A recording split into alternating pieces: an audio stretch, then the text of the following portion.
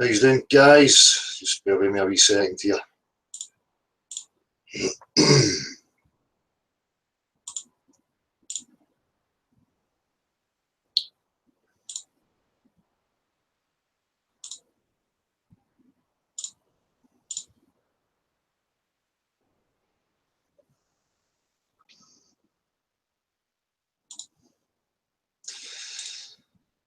Right, that's me, I think. So, usual, apologies for being late. What can I say? Right, what are we on tonight? Gav is going to be joining us. So, first things first, the usual. Yeah, just see here. For anybody new listening, Flat Earth is an ongoing investigation into the reality that we all share. As a question for science, that being natural science. It comes into practicality, actual substance. Just fix that. I'm sure many people out there have heard flat Earth as being some nonsense flat disk flying in the vacuum of space, or some square with an edge that you're falling off of. That doesn't happen here. This is for people who are questioning the validity of the claim that they were born into, which is that you live on a globe. The people who are gathering here are people who realise that that is total crap, and that we live on a level plane. Now, none of you know what the full dimensions are, how far it extends, where it ends. Nobody knows any of that. We know that it's a level plane, and that it's still an ongoing investigation. Now, the only way that the investigation is going to be concluded is by having full exploration. People think that's far-fetched, but it's the only logical place you can arrive at. Otherwise, we're going to go in circles. We're going to invoke ideas like pizza dishes and square boxes at each other until we're blue in the face. So, again, flat Earth is not some cartoon image that you have in your mind. It is an investigation into the objective truth of the reality that we share. As again, it has to be answered through natural science. All claims must be shown practically. It comes down to practicality, right? Substance. So, we will get to that very shortly. First of all, I'm going to say happy birthday to Jonah Worms. Hope you had a good day. 21 again, yeah. Second, I want to share a guy called Des Sherwood, who's been helping me a wee bit with understanding some of the theory of music. So he has got some tutorials on there for anybody that's interested in guitar. I suggest you check him out. He does lessons via Skype or whatever it might be. So Des Sherwood is his channel.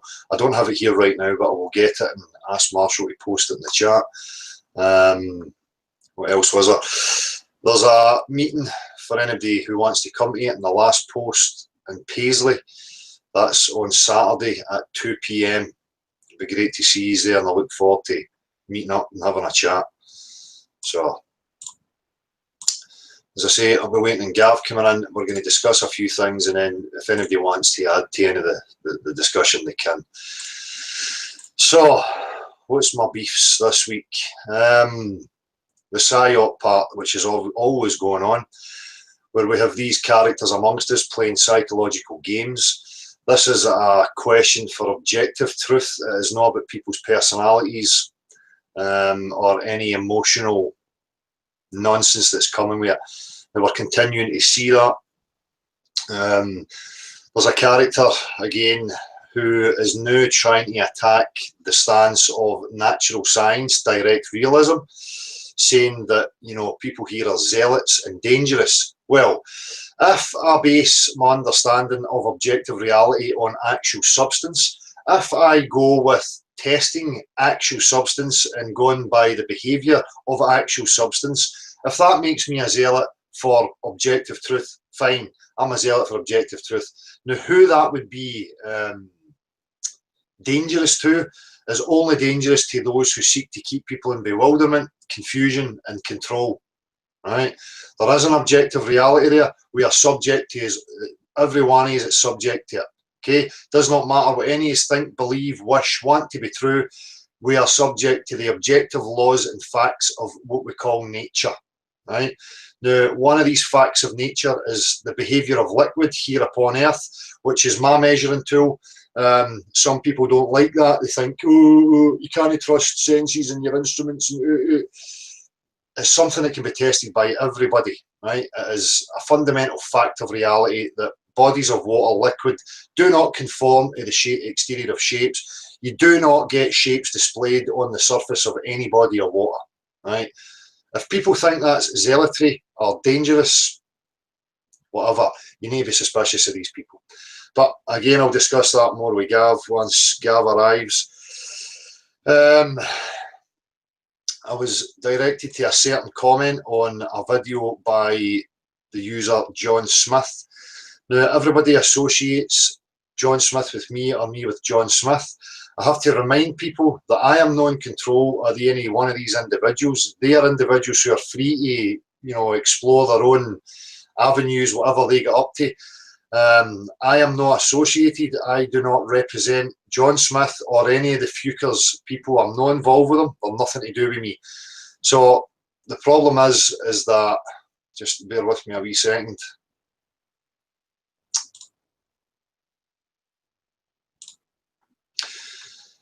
So again, just to remind people, no, I'm not against any of these people. People are free to discern and make up their mind, but I just have to, you know, make it clear who am I and where am I. So just bear with me. In particular, it was user Andrew Calvert, who I know comes here, and he had a few concerns, and there was a thing here.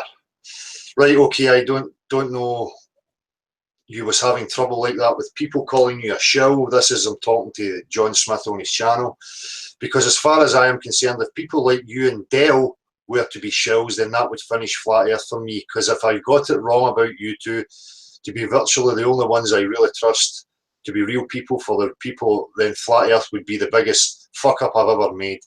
Now, I just want to put that set of records straight for people like Andrew.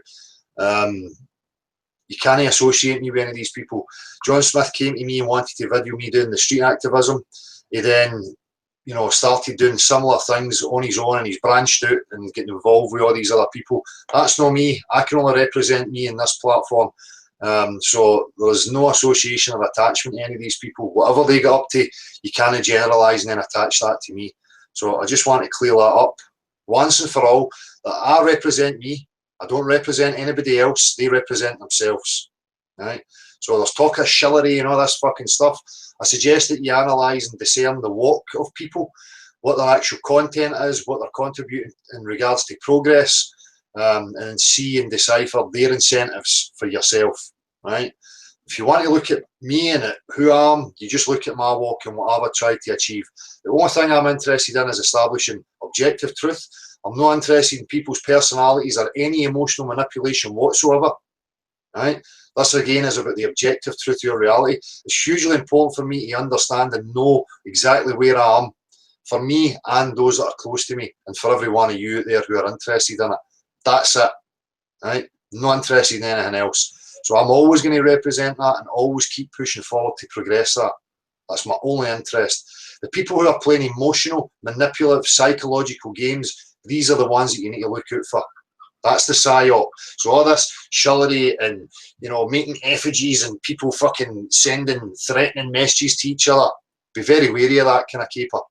And I stated my case with these certain characters as they appeared in the scene. I'm not going to keep going over it, to be left so that people could discern for themselves and eventually see what these people were up to. Right? So that's that. And again, I'm not interested or against any of these people. Everybody's entitled to pursue their own stall, put out their own stall, and, you know, set about achieving whatever they want, whatever their agenda is. As I said, my agenda is to establish first and foremost what the objective truth is, and then to instill a sense of critical thought in people, discernment, right? In order to give people the tools back that they require, so that we do not end up in this shitty mess that we find ourselves in right now. A world full of corruption, lies, propaganda, fear-mongering, deceit, right? I'm fucking sick of it.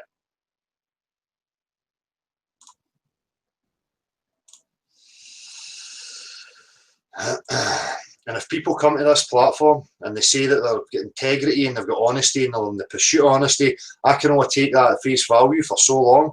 If they then start wandering away, you can't label me with that. I don't represent them. That's not my problem, right? As I say, I can only represent me.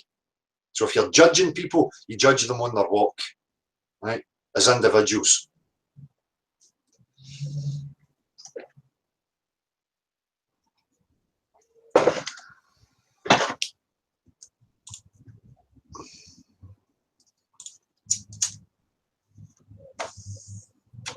So, in regards to this Red character, Orphan Red, we've done a hangout trying to attack activism, direct realism, natural science.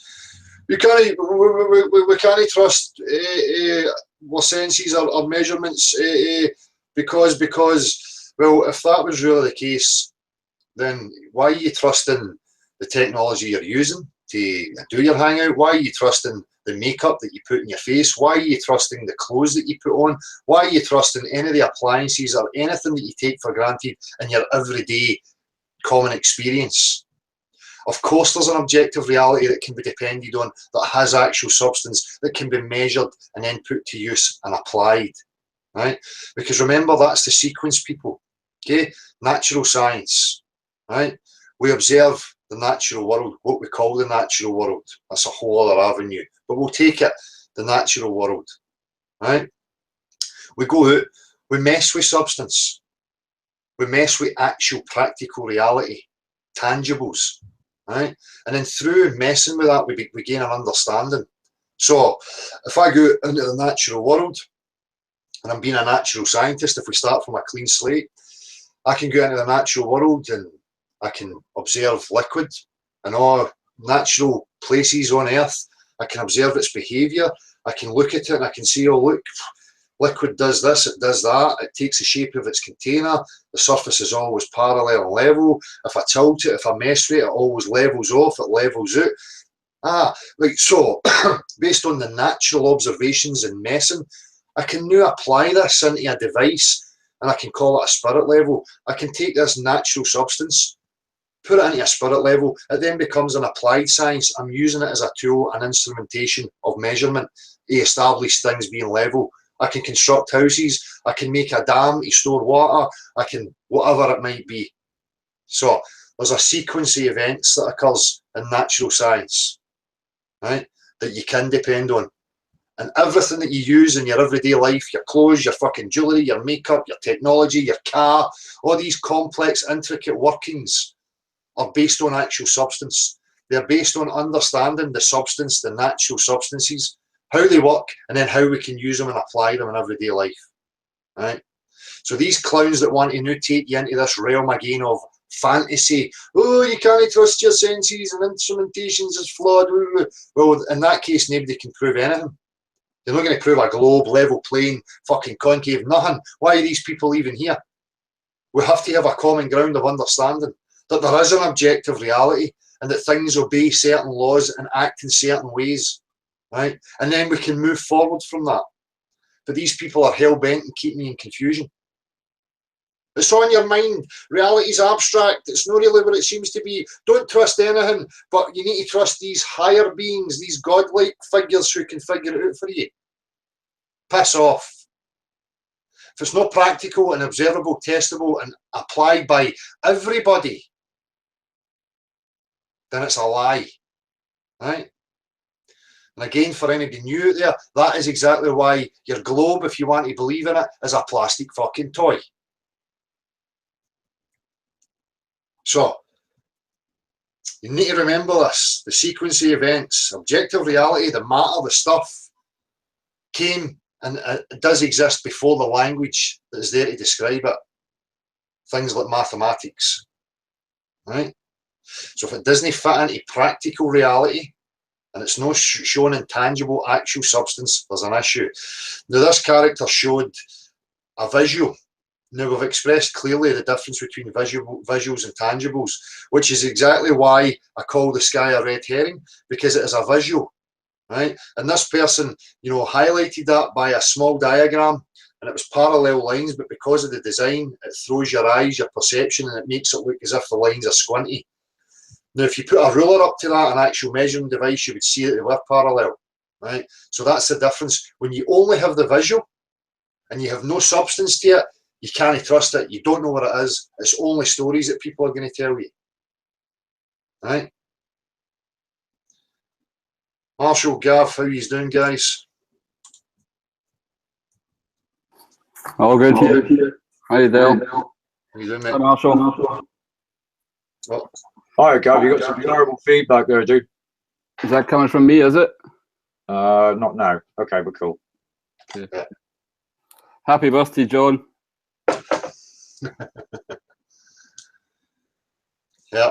How are you, mate? Yeah, I take it you hearing anything I was discussing there? Or? No, just kidding. So I don't know, where did you end up? Well, I'm just on this the sequence, you know, natural science, observing the natural substances, figuring out how they work so that we can then apply them into things. So I gave the example, obviously, of liquid. We can depend on its physical behaviour. We can then put that into an instrument like a spirit level. You know, we can depend on it and it becomes an applied science. So I'm just trying to show people the sequence of events, and also discussing the character with you know, the difference between a visible and a tangible, you know, and why, obviously we've stated it numerous times, visuals alone can't be trusted, you know, and understood properly without the substance to it, you know.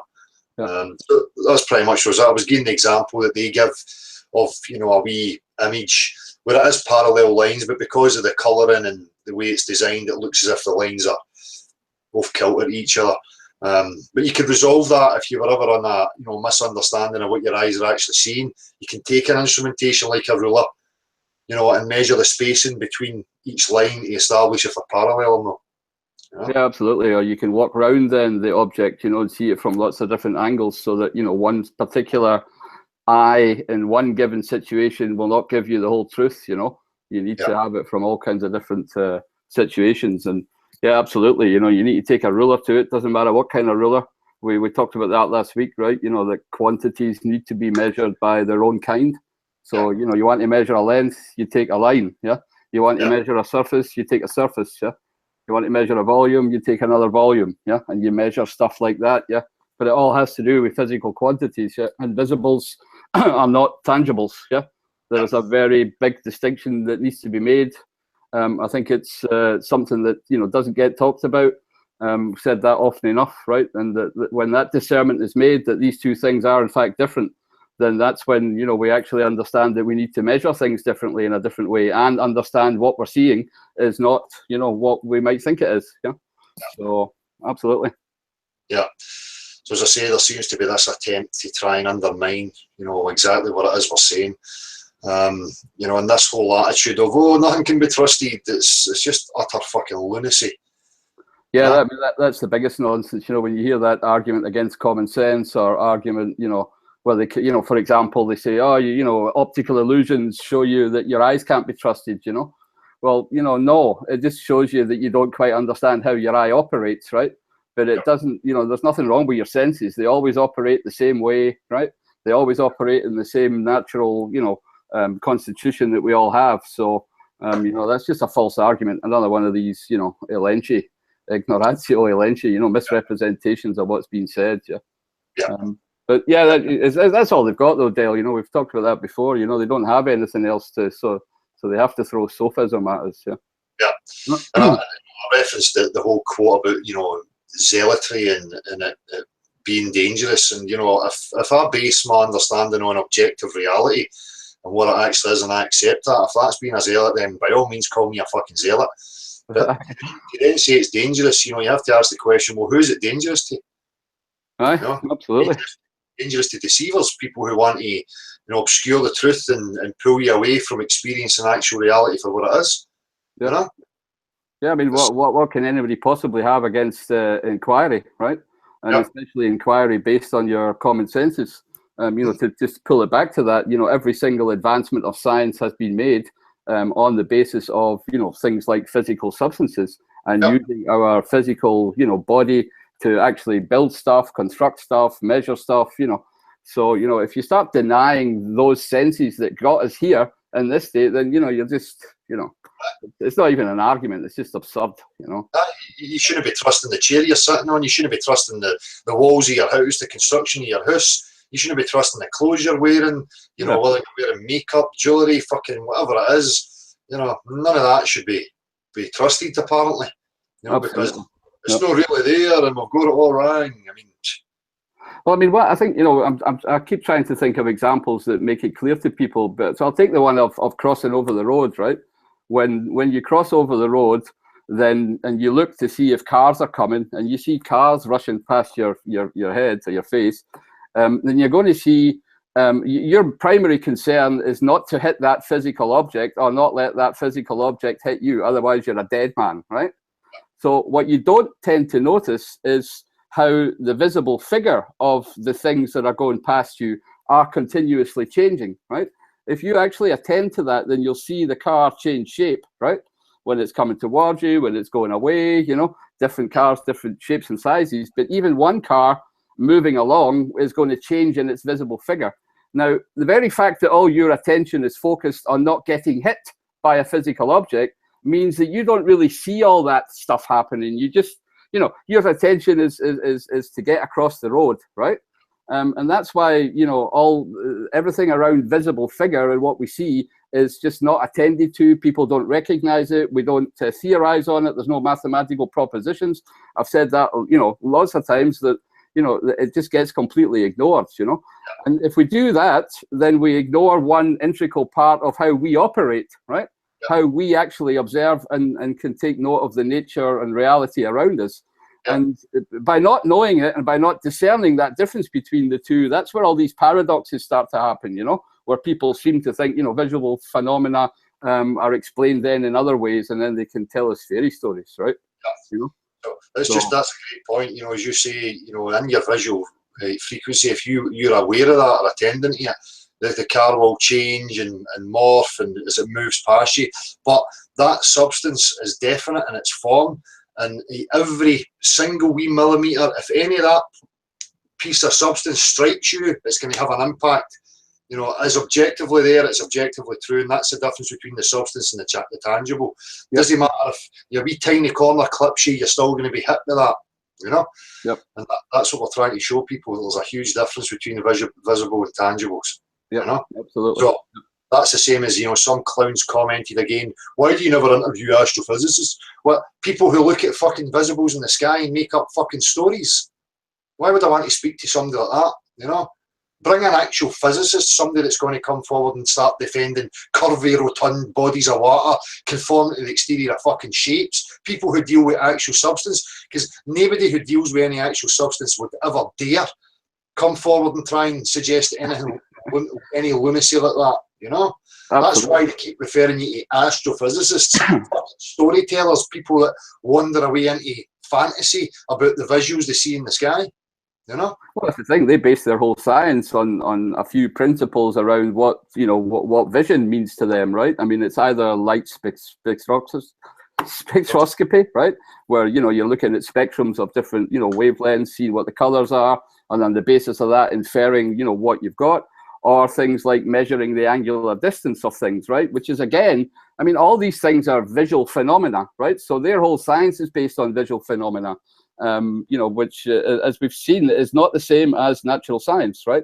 It's not the same as physical substance, and people need to understand the two. The astronomical stuff is all conjecture based on certain definitions and interpretations of these visible phenomena.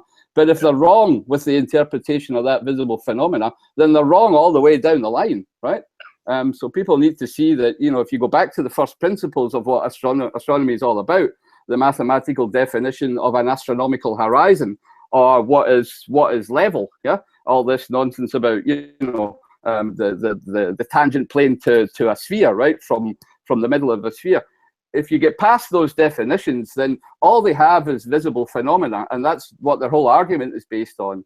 So you know they need to look very carefully at their assumptions, yeah, because we're looking at them. You can bet your arse that is, yeah. And for me, you know, and any, you know, layman, any common people out there, everybody out there, things have to come back to practicality and actual substance.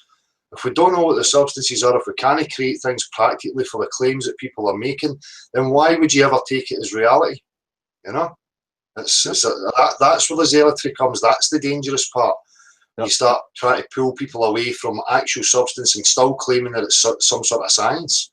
Yep. You know, fair enough. You know, there's sciences that you can apply that are different, like social sciences, how people behave, what a subjective experience is, and you know, we can discuss these things and you can apply them in certain places. But for this question about objective reality and what it's made up of, you know, it has to come down to substance, actual tangible things. You know. I actually think, you know, the accusation of zealotry is actually wrong, you know, because it's a word that actually, you know, is focused on the definition of people chasing ideals, you know, or, you know, idealistic religious beliefs or whatever, and pushing them, or political beliefs.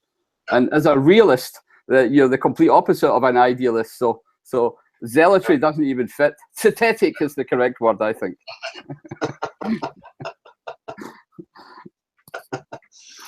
But anyway, just that's it, playing with words as well, usually, the usual stuff, you know. That's it. Again, you know, you can see that push, and obviously that's a real problem for them, you know, understanding real science, substance, and coupling that with, you know, how logic works, how people's minds work. That, you know, these are the threats to any manipulative controllers. So that's why they're going to have a problem with it, you know? Yep, absolutely.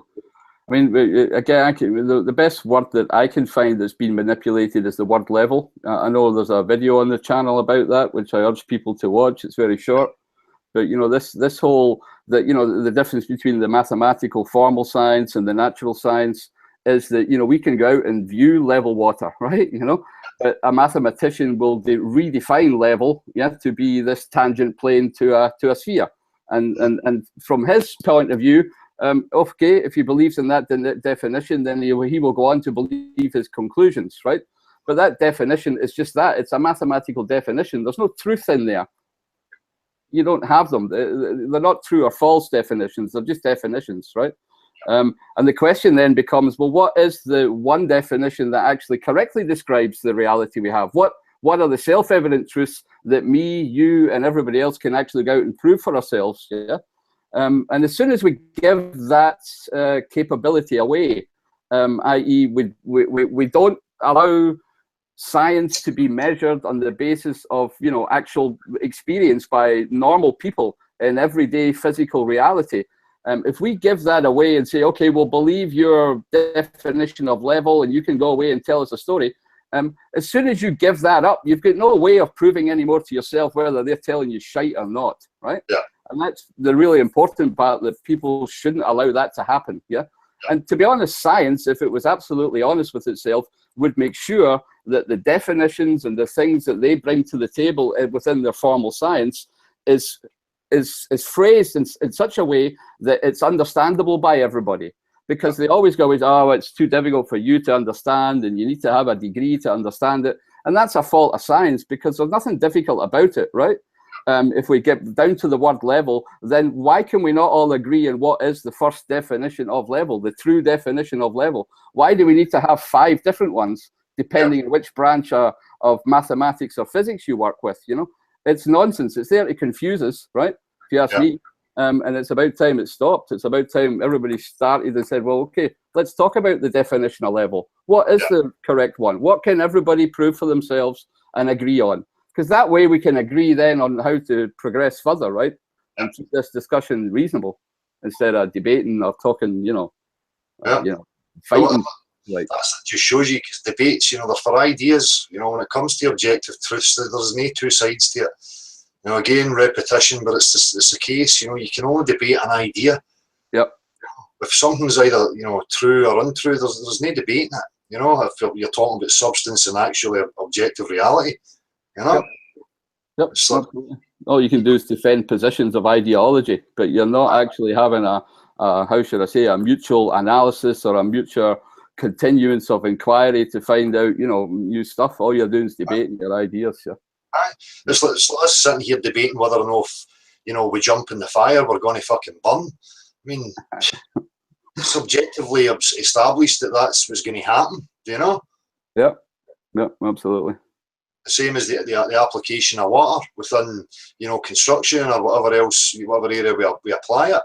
You know, it's objectively true. It's a substance that can be checked and tested by everybody. That's proper peer review. You know, no, oh, I've got this wee story and my buddies who are, you know, involved and invested in the same agenda are going to say, aye, that's correct. And, you know, we'll pass it through. Bollocks. You know? Yeah, peer review is not peer review through your pals or through, you know, specialists, you know. I think every piece of natural science has to pass the common judgment of the common man, yeah? And if it doesn't do that, there's something wrong with it, yeah? It can't possibly contradict what we experience every day, right? So, and if it does that, then somebody needs to go away and rethink it, yeah? Or, you know, or if they have a problem that they can't explain it properly, then they need to come back and use proper words, define the words that they're using, and then, you know, make sure that there's a common understanding. Yeah. So without these two things, it's hopeless. Yeah. I mean, I see there we've got one of the trolls, this Gem Panda, Jeremy, the English chap, still, you know. And so, can we trust our eyes, what we see, or can we know, you know, is he's acting confused? Well, it's pretty fucking clear.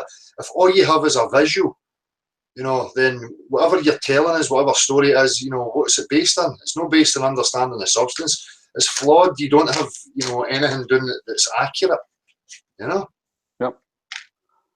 I mean, I think people should just, you know, if you try and set yourself back to 6 weeks old, right? You're a baby, yeah? And you're lying there and you can't move, yeah?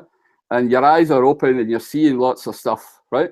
Now, the only way for you to actually know what these visible figures are that are going in front of your eyes is to at some point actually get up and touch it, right?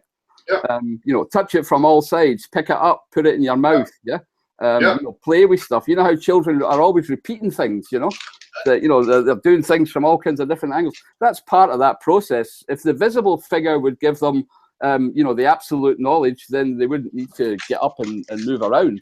Exactly. The tangible stuff is the most important part in learning anything, right? Yeah. And the visible signs are just helping you identify physical objects. But you know, they alone can do absolutely nothing for you. And if all we've ever seen in our life is a disc in the sky, whether it's the moon or the sun or a light, and we've never ever been there and we can't see it from all sides and we can't land on it and touch it, then that's all it is. It's like a 6-year-old baby looking at the lights, right? So how can we believe that? Yeah, because as we know ourselves, we have to get up off our ass and go and touch it. Yeah. Exactly. So, you know, I mean, that's. Yeah, and I mean, again, a bit placative here, but I'm just trying to drive the point home, you know. You're right, you know, and even in that analogy that, you know, a child, you know, it doesn't have any preconceived ideas or beliefs about the world. If it sees a fucking square building block, it goes out of that building block, it picks it up, it has definite form, and it's subject to that, you know, put it in my mouth, oh, that's a sharp corner, right, I know that pointy bit hurts me. It's for, you know, and that's true for every single person that picks that block up. You know? They'll try and put it in a round hole. It won't work. You know, they'll understand the difference between circles and squares, you know. And, you know, let's face it, every single person on this earth has went through that experience, you know, everybody. So when you start to deny that that's the way you learn, and that's the difference between visibles and tangible, it's just nonsense, you know. You can't have a reasonable discussion with somebody who doesn't understand that, that we've got here and we have that knowledge through that learning of associating visible signs with tangible objects. But in the case of the stuff in the sky, we don't have the association to tangible. All we see are visibles, and we've never had any other experience apart from whatever 500 lying Freemasons, right? So, you know, who are telling the stories. So how are we supposed to know? Yeah, exactly. So any theory based on that is just that conjecture. Which again is why it has to come back to practicality, and all claims should be shown practically. You know? Otherwise, get to fuck. It's as simple as that for me. You know, I'm not accepting any of that sophism, any of that nonsense, and neither should anybody else. It's time for people to have zero tolerance towards that and embrace actual science. You hear this scientism, oh, science, this, that, and the next thing. Well, I've said it from day one, even if you're a religious person out there, real science is your tools as well. They're the tools to set you free from any manipulation, you know? And you should be embracing it and employing it, you know? And I can only appeal to people who have religious beliefs that they also discern between, you know, a belief in a construction or a creation from natural science, right? Because these two things are completely different. One still involves a leap of faith, right? And the other one doesn't. The other one can actually be tried, tested, measured, repeated by everybody. So let's agree on that one, because that's the one we can all do. And the other one, everybody should shelve until we get that full disclosure, full exploration, as you keep saying, and full understanding. Yeah. That's at least my wish to everybody who has a religious belief. Yeah. I would, that's like me, I would rather people just shelved it, you know, and if people can actually get together and establish what the objective truths are. We have all these senses. If people believe in God, you can call them your God-given senses. So, you know, this God has given you all these things in order for you to explore and establish what this experience actually is. You know, it would be for a reason. There's no, you know, you're going to invoke that your God's some mystical fucking joker. As you know, you pointed out the last time, gives you enough just to get you by, but not enough to actually figure out what's really going on. I mean, that's fucking preposterous. It's cruel. Yeah. Again, for me, it all points to this. There's things that we can find out, we can get out there and actually figure out and find out what the bigger story actually is, you know, through natural science and progression. Yep, let's get that first. Yeah. Absolutely. And, you know, I mean, it's not as if I don't, and I know you don't, Del, you know, we don't entertain, well, we do entertain thoughts of creation and what it's all about, and all that's fine and good, yeah? And it's, you know, it's healthy in a way as well, right, to have these discussions and think about it. But at the same time, the first stage always has to be, let's get this exploration, let's know where we are, let's use our senses, nature-given, God-given, whatever you want to call it, let's understand how they work, and let's understand how we can apply them to get as much knowledge as we can, because that's not what we're doing, right? We're looking at stuff in the sky and people are telling us stories, you know? Yeah. So, you know, that has to stop if we're going to progress and get out of this mess. And all this pursuit of what is the stuff actually made of? What can we get right in? You know, let's ditch that and just keep exploring the stuff. You know, how far does the stuff go? That's what I'm more interested in. No, what is it? You know, what's right at the fundamentals here, you know? Yeah. Oh, fair enough, yeah. I mean, people will differ in opinion on that, but I do think as well the first priority is to find out the full dimensions of where we are and make sure that the lie that we've been told is known to everybody, you know, and to understand what's in the microscopic, all well and good. I don't believe half the stuff I hear there either, yeah, so it does need investigation, but again, I'd shelve that until we know where we are, until we have a critical mass of people that want to know the same thing, yeah? Yeah. And then we'll all be able to move in a direction, hopefully. Yeah. Well, that's it. That's the main thing. You always go back to that. You know, focus on the claim that you were born into. That's where the burden lies. Just because you believed it for, you know, whatever many years, and then you decide to investigate it, there's no burden on you to provide anything. You know, you focus on that claim, and if you don't have an answer or something to replace it, fine. You just shelve it as an ongoing investigation. You don't have to come up with anything. Yep. You know, it's preposterous for anybody to expect you to have the answers to every fucking question they put to you. No, absolutely. I mean, I was talking actually with Glenn earlier on about that. You know, this discussion about the geometry of visibles, and you know how much has been acquired into it, and you know, how little has been done, right? And how difficult it is for 2 or 3 people, or how many people are looking at it, to actually, you know, make progress, or the globers to demand answers. You know, I've seen people saying, well, if it's all perspective, then show us the formula, yeah. And you know, it's ludicrous for them to, you know, ask us to provide that after 300 years of darkness or more, right? And you know, we're all supposed to jump up. So again, those are things that are just meant to dishearten us, you know, to keep us down, you know, or you know, to make us look as if, you know, okay, if you haven't got answers, it can't be right. But you know, that's just a completely unfair way of looking at it, right? They're sitting there on their intellectual fake high horse, you know, with fucking false answers, thinking they're high and mighty, and because you don't have something to replace their falsities, then you're somehow wrong. Well, that's not how it works. No, that's not how it works. How science works either. Again, you know, get back to the history of the ability to say it doesn't know. You know, so then you can have progression and start to understand and start to build knowledge. You know? Yeah. And I mean, with all these things, I keep going back to. I think I've said this once before. Every measurement of anything also needs to say within which error range we're talking about here, because any measurement has a certain, you know, error, right? And when they start to talk about how old the Big Bang is, right? and then you ask them the question, well, what is your error margin in that? Yeah, then it's, you know, it's preposterous. You know, I mean, it's the same. It's ridiculous. Like the same way the sun was only 12 million miles away, then it was 200 millions, and nowadays it's 93. You know, the error margins are so huge. It's actually laughable science, right?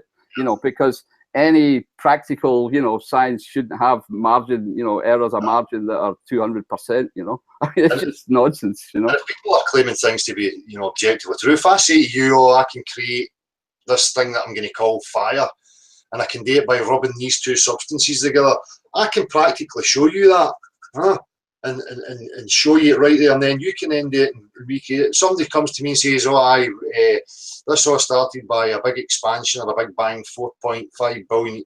Can you recreate that? Can you show me it practically? No. Well, get to fuck then. Absolutely. How is that? How should I ever accept that as reality? Yeah. If you can't rub two Boy Scouts together to get a fire, then you're useless.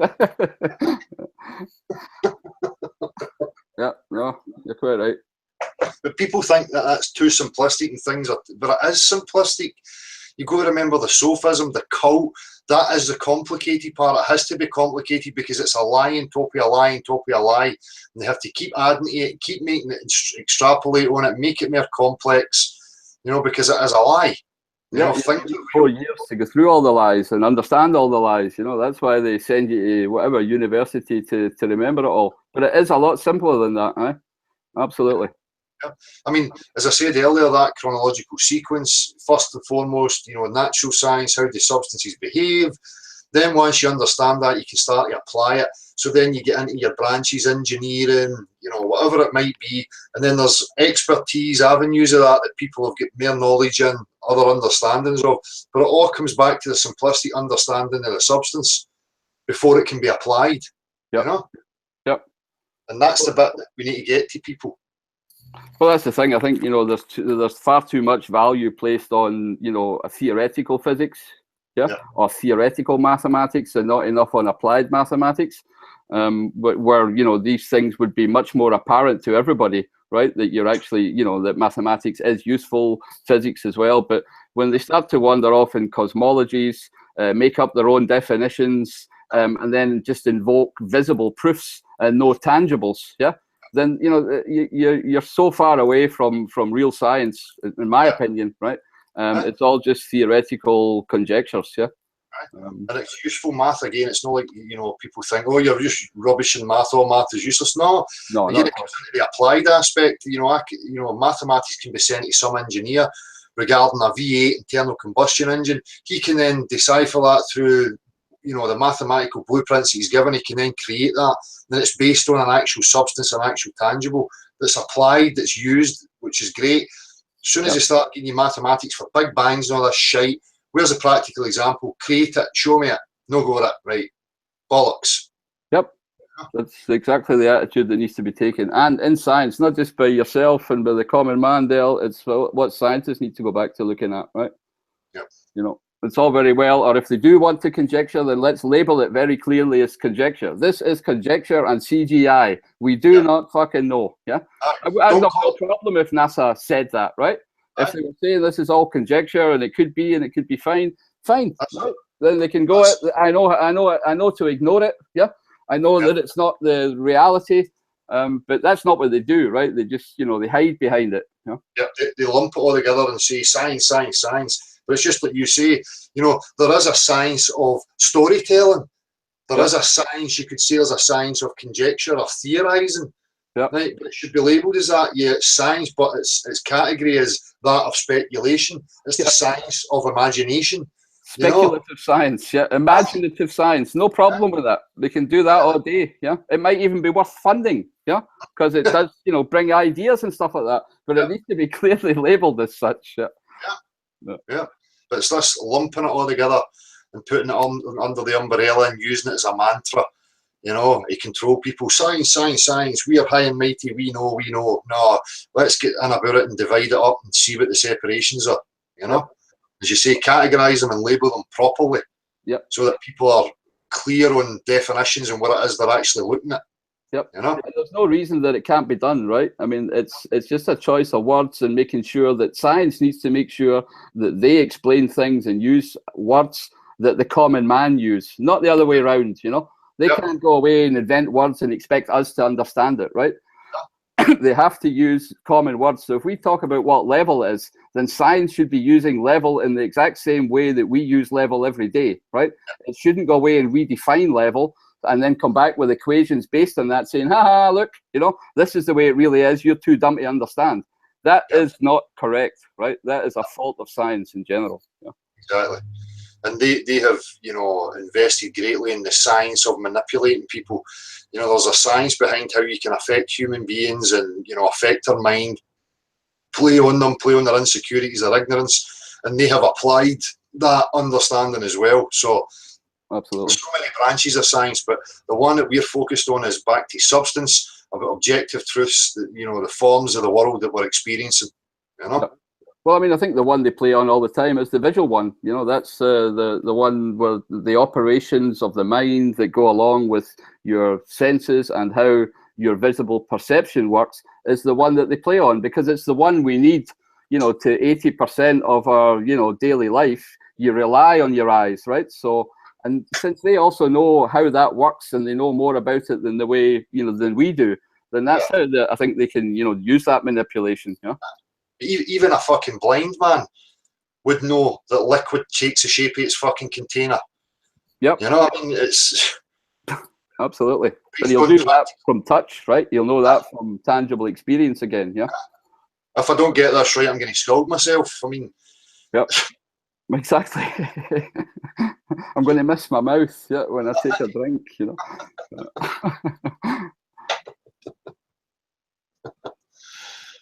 So, did you have something you wanted to share?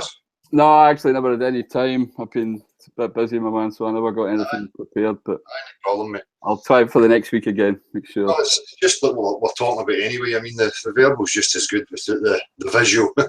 Yeah. Yeah, well, as I say, I'll be putting it all up anyway, and so that people can download it, especially the stuff that we've already done and some of the documents and stuff. So. There's a couple there that'll need to go up. You know, I'll wait until we've got this out the road, probably tomorrow, and I'll upload them. Aye, any bother. Right. Anytime. So, aye. So again, for me, you know, these are parts of the Psyop, and obviously the emotional and psychological games that are going on round about us. But the main one for me right now is this trying to push people away from exactly what we're talking about, direct realism and substance, and the difference between them. Yep. You know, substance, tangibles and visuals. Yep. You know? Well, I can only again urge people to look at direct realism, what it means, and also to look at the, you know, the latest conversations, if you like, in universities among, you know, the biggest experts in philosophy. Nearly every single one of them is coming round to understanding that direct realism is the correct way to look at things, and that idealism and skepticism have just left, you know, a philosophical disaster behind. You know, you know, people should look at that. So if these trolls come with arguments against direct realism, all I can do is laugh, you know, because nature and the truth, you know, just, you know, all they can do is laugh at that puny artillery that they're trying to bring towards us, right? You know, The same with common sense. You know, if you deny common sense, you're just, you know, what do you say? You know, you're denying the foundation of all knowledge. You know, so that includes yourself. These astrophysicists and all these people, you know, that we're referring to, they apply common sense and direct realism every single day. You know, for granted, you know, I don't see them throwing all their instrumentations, their technology away based on, you know, idealism or skepticism. Well, it's not really there, I can't trust it. I mean, get the fuck. No, exactly. No, it's a completely false argument. It won't win, you know, if you ask me, but it's obviously the direction they're trying to go, you know. They've been watching too much Beyond the Imaginary Curve.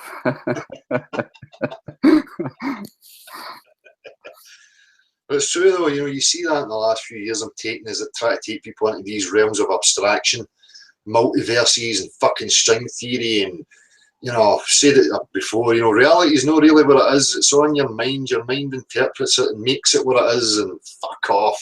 You know? Right, no, nonsense. I mean, they talk about, was it in mathematics, they need 11 dimensions to describe the, you know, the reality properly, you know. I don't even know, you know, the mathematician who sat there and thinking 11 dimensions, I mean, he must have been thinking to himself, what the fuck, you know, where are they, you know?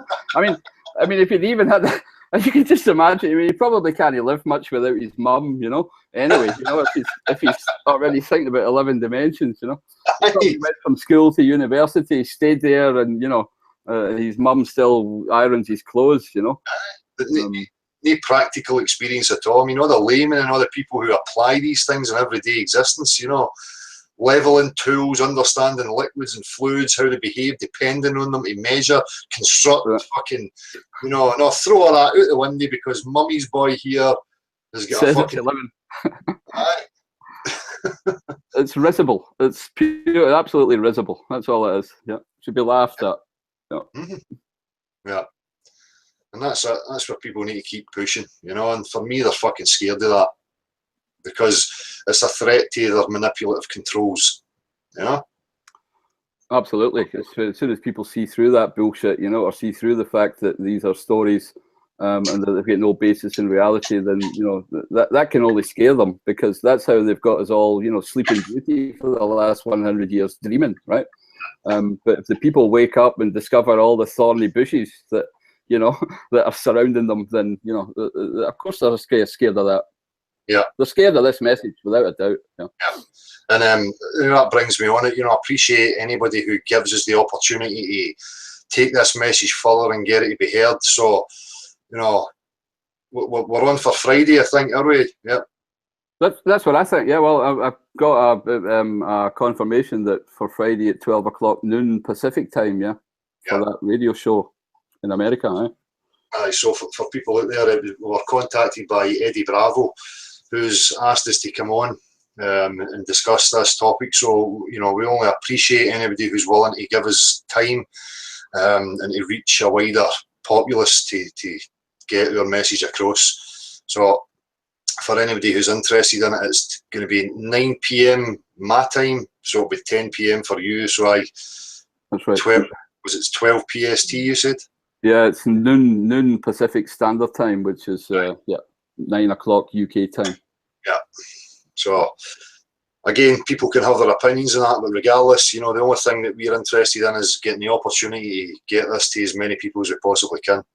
Yep, exactly. Yep. I suppose it's a good organ to go out and reach maybe some of these people over the pond that you know, obviously everybody is in different time zones, so it's difficult for maybe them to to come and listen to this. Yeah. So if we've got the opportunity to do it over there at a time reasonable to them, then good. Yeah. But we're going to take the opportunity anyway. So. Yeah. And also, you know, just thank Eric because he put us forward for that and suggested it. So it's much appreciated for anybody who wants to have progression and get this message spread, you know. Yep. Yep. Cheers, Eric. Yeah. So I never really paid much attention to this whole eclipse thing. I don't know if you did, you know, put that in the title, but to be honest with you know, I'm always going to get back. It's a red herring. You know, it's going to bring mere speculation. You know, it's not really going to resolve or answer any of the questions in regards to the full dimensions of Earth. Yep. You know? I'm exactly of the same opinion. I know there's some certain visible phenomena that have been seen and people have filmed, yeah. And you know, I don't know what to make of it, yeah. There's all kinds of discussions whether it's lens flare and, you know, all kinds of things. So, and I'm not an expert in all these fields and don't pretend to be. But at the same time, you know, what you will see is obviously that whole thing then being debated for another 3 or 4 weeks, and then there'll be meteors or whatever else will come along.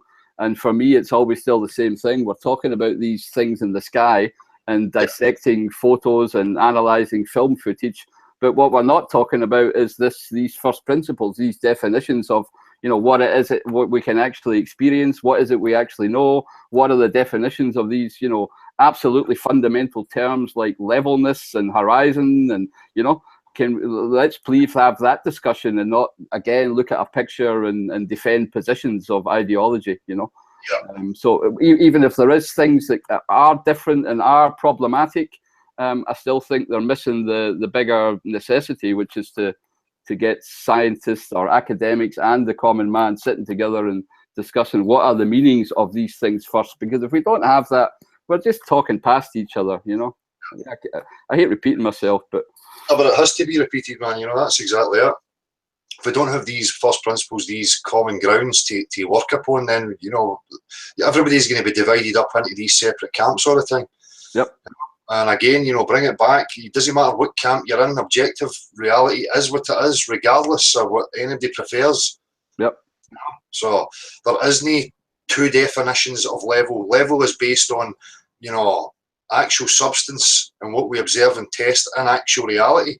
Yep. You know? And, you know, part of the manipulation is that, exactly that. All these different labels and terminologies and meanings for what we class as level tells you that there's a deception. Yep. You know? Yep. No, that needs to come back to a mutual agreement on what these things mean. Yep. And then we can discuss things, you know. Then it's okay to look at something and a picture and say, well, okay, let's dissect it, or let's, based on what we know, how a vision works and how these things are observed, let's then talk about it. But we're going then from a common definition of what we all mean using the same word, yeah, and not from some astrophysicist interpretation in an inertial frame of reference that's, you know, whatever, you know, tied to the solar system, and showing animations of stuff maybe going the wrong way around based on his definition of how he sees it, and us sitting here and there saying, well, wait a minute, that's not the same, you know. But if I don't know how he's defined it, sure, I can argue with him, but it's not bringing me anything, right? You know, so he needs to come to the table and discuss exactly what he's basing his assumptions on and what these, you know. Yeah, and it's a separate field again. You know, this field here that we're interested in is Earth, the dimensions of Earth. You know, and that's why I always refer to the sky as a red herring. You're not getting anything measurable in regards to the shape of the Earth by looking up there. No. It's fucking impossible. It's a total lunacy. Yeah, I fully agree with you. Yeah.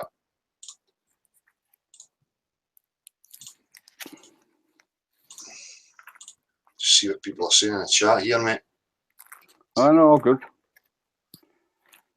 Yeah, so Friday night, I suppose it's not the best night of the week, Friday night for people, but Friday night, 9 o'clock UK time. Yeah. Yeah. I don't even know the URL to tell anybody, but because we haven't got it, or I don't have it, so. No, well, you know, hopefully we'll get some confirmation tomorrow and something that I can post up there to let people know if they're interested. Yep. As I say, it's the opportunity to get the message to other people. So, people saying in chat about any of this. And if anybody wants to come in and discuss any of the topics or the things that we're bringing up right now, just send an email to nocurve@gmx, or you can, I'll stick this phone on when I'm here.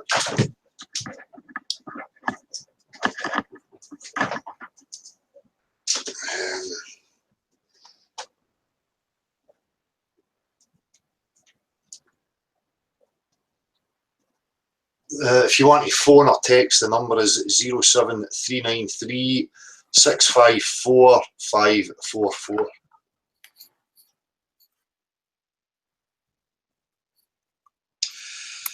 Well, I've got a couple of messages here, Gary. I'm just going to read them out as they're coming in. All right, go for it. Why not? I got that one earlier. Somebody sent a link. I'm not going to be able to get that. Check this out if you've not seen it. A little long-winded, but he gets to the point. Keep up the good fight, brother. Paul, 35, Free Thinker, Stoke-on-Trent. Well, cheers, Paul. I'll have a wee look at that later on. Well, again, that number, if you want to call or message, is 07393 654 544. And if you want to come in, an event to say, whoever you're out there who wants to deny any of the things we're discussing, you need to send an email to nocurve@gmx.com. Here we go. Citizen Z, be funny if it ends up being something totally different than just flat or spherical. Well, again, you know, I'm going to reiterate that to people what flat means to me, you know, based on substance and, you know, tests and observations. It would be a level plane. What the full dimensions are could be anything. I mean, we could be inside a sphere, we could be inside a fucking pyramid for all I know. I mean, these things are yet to be established. We don't subscribe to any particular model in regards to the full dimensions, but you can bet your ass that, you know, it's level. You know, or it's stages of level. It might have steps down to another level, but it's certainly not the exterior any fucking shape. It's a container. Oops. One man who's detective, level-headed, common sense, no drama, little friendly and intelligent, beyond the imaginary curve. Thank you for that. Twitlet, the rocket will finally prove the Earth's shape. Well, we're talking about one rocket. You know, where did that get us the last time? You know, people put faith and belief in one, you know, institution and take on board images and video that are produced by these institutions. You know, I certainly don't. You've got to remember, people, you know, the substance and the physics come first. You don't, you know, depend on an image or a video, you know. It's, if the images and the videos don't match what we're testing in actual reality, then that's what the problem is. We need to get that sorted out. You know, people keep saying this, oh, we'll go up and then we'll be able to see once and for all. Again, you're basing things purely on a visible. You know? Yep, it might advance us a little bit, but it's certainly not going to bring the whole picture. Absolutely. It's not going to be conclusive. No. No. Water is conclusive. It's, you know, undeniable. It's not going to change, and it's fucking accessible by everybody and testable by everybody. So why can people not just grasp onto that instead of all these other nonsensical endeavours? You know?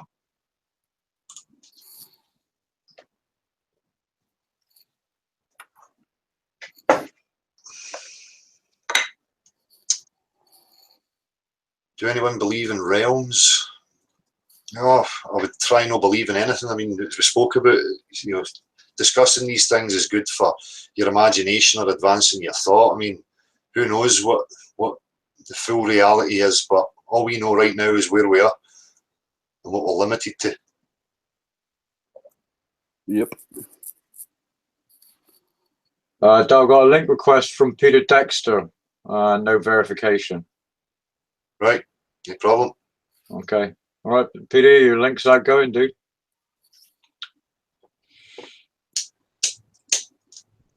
So, I'm sure people are aware of some of the drama, the usual drama that goes on with this whole fucking thing, and personalities fucking us and other personalities and them getting antsy with each other and sending threats, and you know, you need to be very careful of these things. Again, that's, you know, this is part of the fucking circus.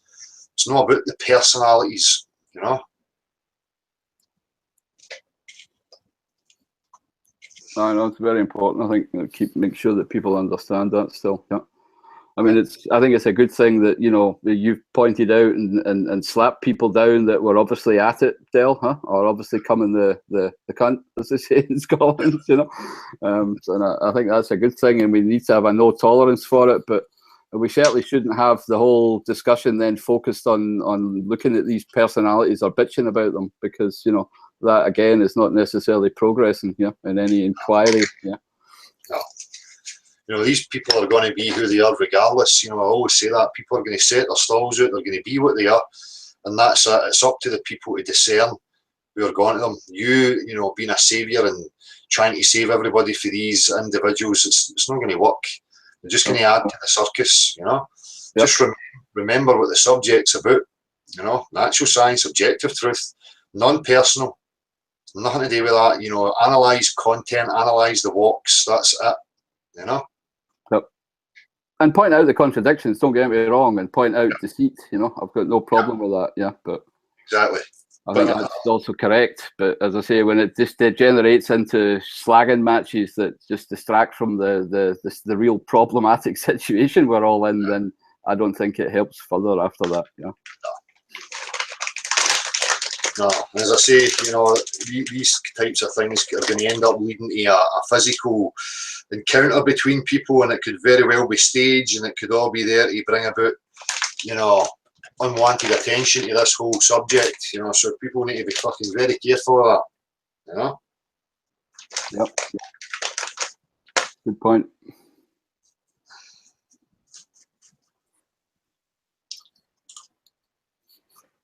I'll be back in a sec, Del, eh? No problem, mate. I'm just going to have a wee read through the chat here and see what people are saying while I'm rolling this.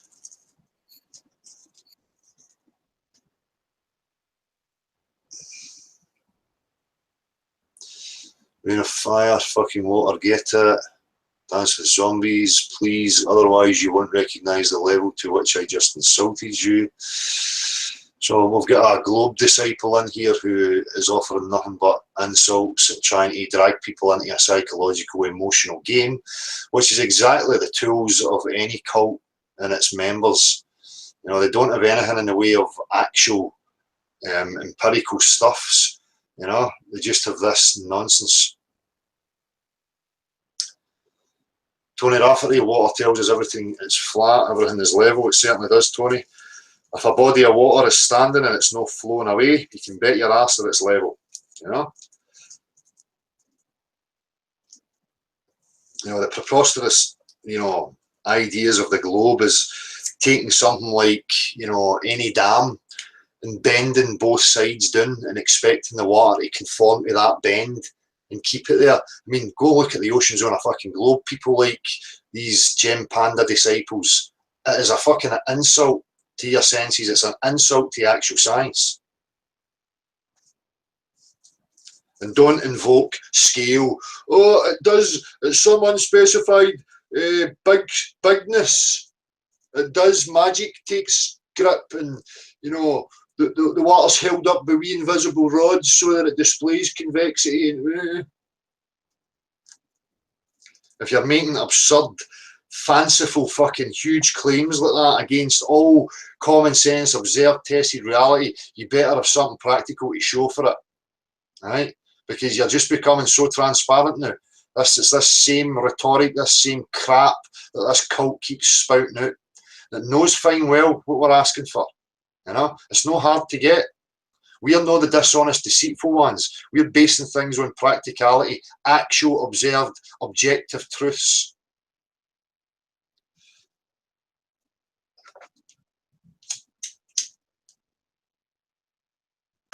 Again, Dale, to get back to the point, all they're basing their thing on is a definition, you know, in a formal science, you know. Yeah. So, you know, what you're saying is absolutely correct. You know, all they really have is this, you know, different definition of what they assume level to mean. Yeah. The point from the center of the sphere, yeah, to the curved ball, and then the tangent plane to that, and they can move it around, and they call that level. Yeah. I mean, it's just, it's an insult to our intelligence, to be honest. Yeah. Yeah. But they're still here and they'll still keep banging out with their rhetorical crap. Not unspecified, Dale, very specifically specified. Would you mean very specifically explained? As in words. Right? I can explain anything fancifully with words. You're missing the point. Where's the practicality? You know? And at what size does it actually then happen? I've yet to see that number. Huh? Yeah, define these things clearly and concisely and then show it practically. But again, you know, it's all bunkum, excuses. I can't show you unless I've got another planet out with this one, and because it interferes with it. But then at the same time, they're going to invoke shitty things like the Cavendish experiment. But oh no, it doesn't interfere with that. I mean, it's just full of so many contradictions. It's fucking laughable. At this point, anybody with any kind of discerning mind really shouldn't be taking the globe seriously whatsoever. It should just be ridiculed and laughed at. Yep. That's all it's good for now. Yep. The quicker we get that phase out of the way, the quicker we can actually get, you know, discussing, you know, and having, you know, progress. So. Well, again, people, Marshall was just says to me there, if this character comes in, we don't know who this character is. If it's a sniper, that means that they'll shut the hangout down, they'll kick us out. If they do so, just turn your volume down, pay them no attention. This is an open platform. There is absolutely no reason for anybody to behave like that. So if they do, they'll not worthy any attention. It will shut down within 4 minutes or 5 minutes, and then it will kick back up again once it's over with. And we've had this so many times, so I'm just going to put that out there to people in case it does happen.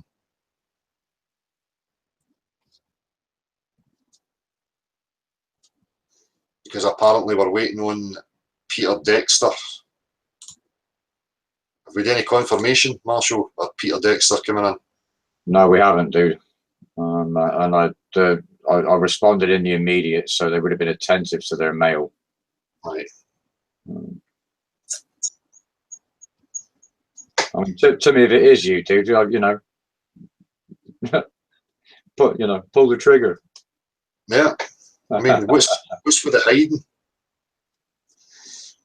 Jim Panda, yes, everyone only listen to Dell lest you become indoctrinated. Well, it's an open platform. Jeremy, you're welcome to come in right now and state your Globe Disciple nonsense if you like.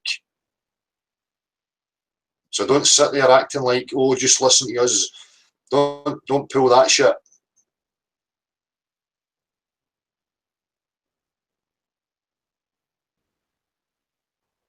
Beyond belief, come on, narcissists. Prove bodies of water bend around shapes.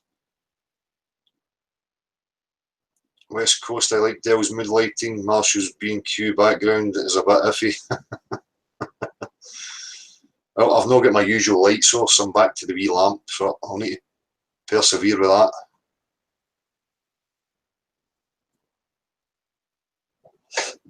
Beyond belief, zealous Globe disciples, yep.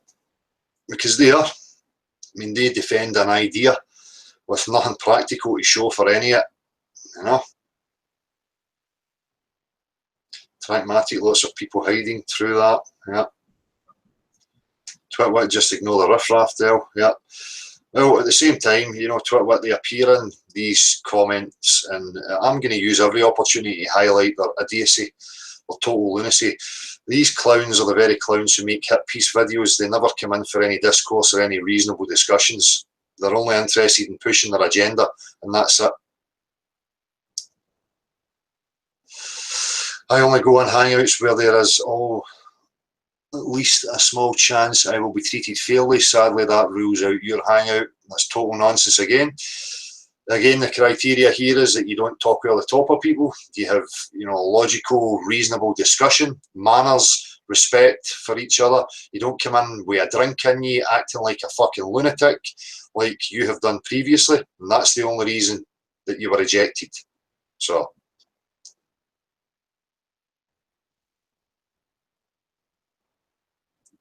And this is it, you know, these people will act like this when it's an open platform.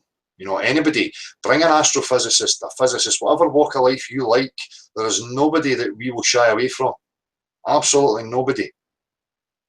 But you will find that they're shying away from us.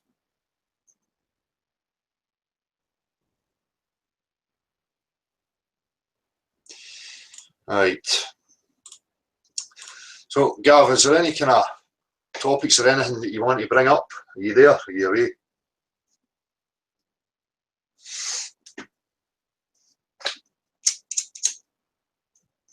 Let's be away. Still nothing on the link, Marshall? No, I think we can assume that that's being held for tactical reasons. Mm. Silly boys. Yeah. Playing silly games. The invitation is open, people. You can come and discuss things like an adult, or you know, remain forever the child.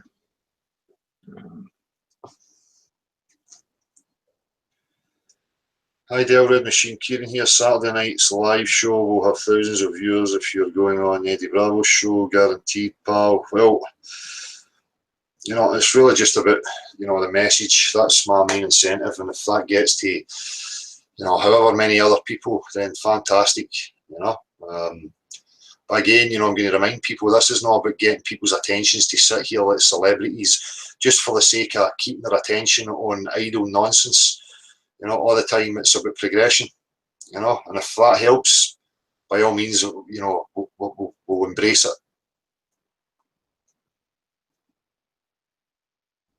I've seen there was some debates going on in regards to shapes again, you know, squares and blah, blah, blah. Again, you know, people will research, they'll take a stance on whatever they find, which is fine. But to then, you know, push that to everybody, we need to be in the agreement that it's not going to be resolved until we have that full exploration, you know. Grasshopper 78, when they tried to start this cult, it was fiercely opposed. Then the men died and no real man has stepped up until now.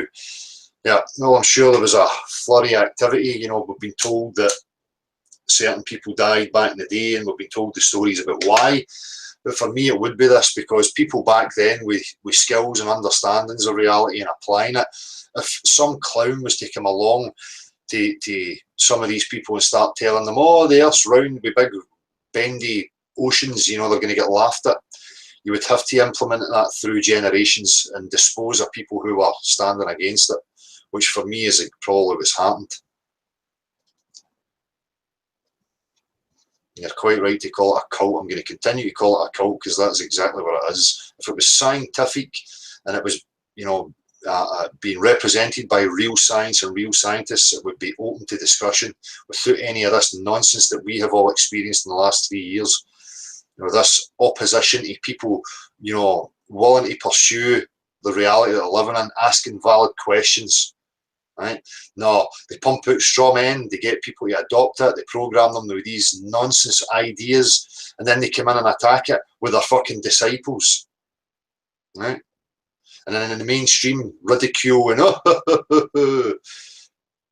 that's no fucking science. That's a religious institution trying to defend itself. 007, can I come and discuss? Of course you can. Send an email to nocurve@gmx.com. Jim Pan again, actually I was the first person to engage you there, and my video addresses your argument specifically. Your comments and response are nothing but ad hom, as is the charge I was drunk, blah blah blah blah blah. Oh, I don't pay attention to your hit piece crap. You know, you've offered nothing practical. Right? You're offering sophism and an attempt to slant people's opinions of the man and of the things that I'm saying. The things that I'm saying and putting to people in the street are based in practicality. I can actually show them what I'm talking about with practical example. You can't, my man. So you've no leg to stand on.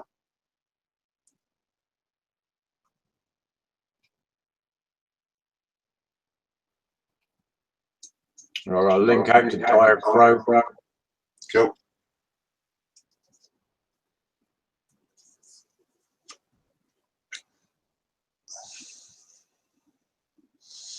Do you know, Mariano, no moon before or after eclipse? Hello. Well, again, there was so many anomalies with that for me. Some interesting observations. But again, you know, nobody I know that is really qualified to start saying exactly what these things are. You know, we're waking up. We've been in the dark. So it's an investigation, an ongoing investigation for people like us.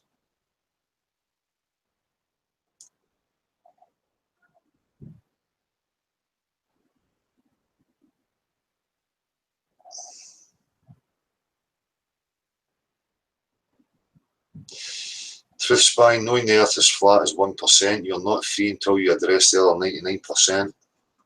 99% of what? Again, this subject matter is what we focus on here. Hello? Hello, is that Dale? Yeah, speaking. How are you, Bar? Yeah, I'm good, man.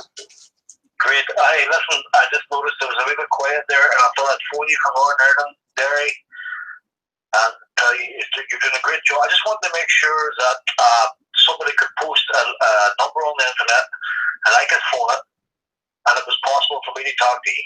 Aye, cool, man. But it's not possible to be living on a spinning ball filled with water against a blanket. Exactly, man. All right, Bar? Exactly. Good to talk to you. Cheers, buddy. Cheers for phoning. All right, all the best. Appreciate it, my man. Take it easy. Cheers, out.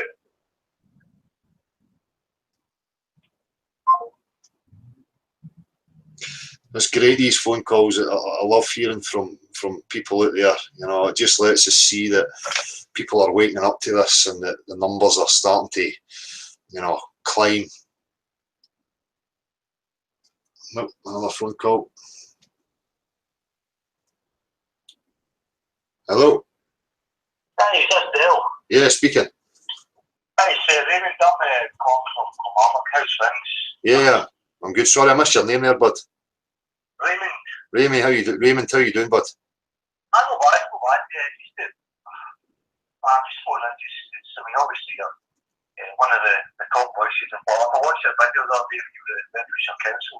Yeah. And I was impressed that you made that little girl's day. Yeah. That was good. I think it would be a bit of a hard sell, that crowd up there, for membership council.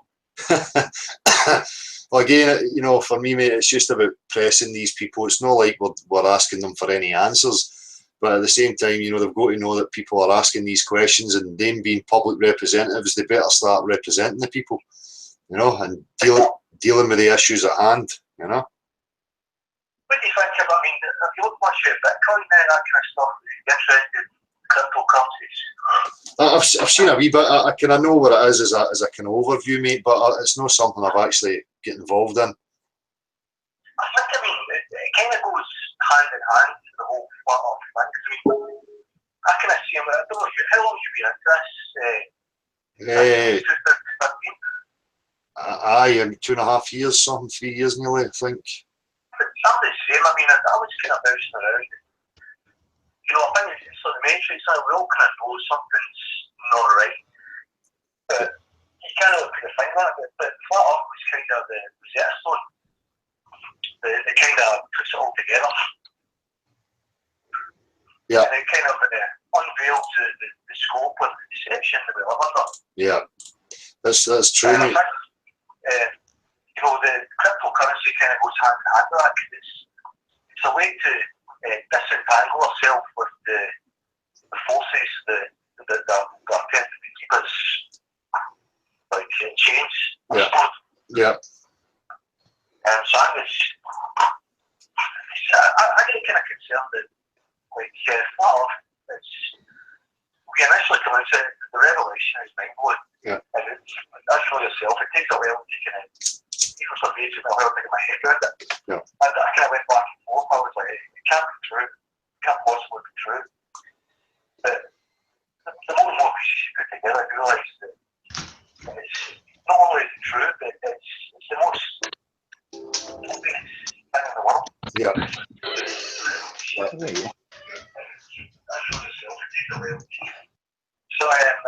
kind of concerned though that we're all kind of talking about the mechanics of the flat off, and it's one of them.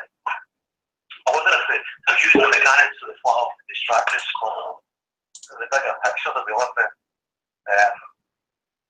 You know, a control system. Yeah. Does that make sense? Well, that's why my pursuit has always been that, mate. You know, we base things on objective reality, and we need that exploration because it will unravel, you know, a bigger picture for us. You know, that's where I'm pursuing. You know. So as you see your end goal was, like, are you looking to have like a larger, like, flat awakening, I suppose? Aye, you know, for me, I set out, it was about getting the numbers awake, representing the actual truth of the situation, removing the nonsense, the stuff that doesn't need to be there. And if we can get that up to a big enough number, then, you know, the obvious is going to start happening. You know, where if I'm fucking holes in the life system. Yeah. It's impressed me, obviously, when I'm watching it, videos weaving out and about. It's the amount of people who have actually got flat on their radar. Yeah. But it's just, you know, it's just on the peripheral. They haven't really internalised it. Yeah. Yeah. It's almost, you wouldn't have to really, I don't know what the trigger event was. You would call it a 100 monkeys in the situations. Yeah. I wonder if it would be desirable to have some large percentage of the population, you know, awake. Yeah. Well, you know, I think everybody deserves to have the foundations and know exactly where they are. You know, they've been born into this system that's sold them utter bollocks. So. Well, look, you're exactly right. You said my son started school last week, and day one, asked him, like, what did you learn today? I said to him, what shaped the world? It was a drought. Yeah. It was a fountain like a disc, there was a fountain like a circle, like a football. There's all around like a football. And he was talking about dinosaurs, like designing dinosaur toys. I'm talking about at school. We're talking about nursery last year. It's incredible. Like, Yeah. Yeah. How deep the conspiracy goes. Yeah. That's it, mate. Yeah. But it's a strong man, it's a total paper tiger because, you know, as you know yourself, it's so obvious once you kind of, you've got the truth. Yeah. But I don't want to be too long there. I just want to go and just fucking mom on a few things tonight. So, I need bother. like I say, you know, I enjoy watching your show and your street activism. Aye, nice one, Raymond. There's a sign in M77 that says research farm. Yeah. You know what? I've seen them, but there's the D9, the M77, the M8. I think there's a few other places that have been spotted. Yeah. That is fantastic, man. Yeah. I have to travel out with every day and I'm going to work, so it's Aye, nice to see it. nice one. Well, cheers for phoning, Raymond. Appreciate it, man. Take it easy, bud. Cheers, mate. Dyer Crow, how you doing, man?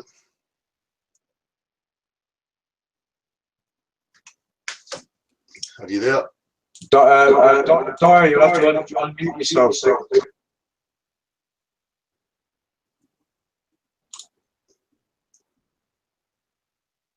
have to unmute your microphone.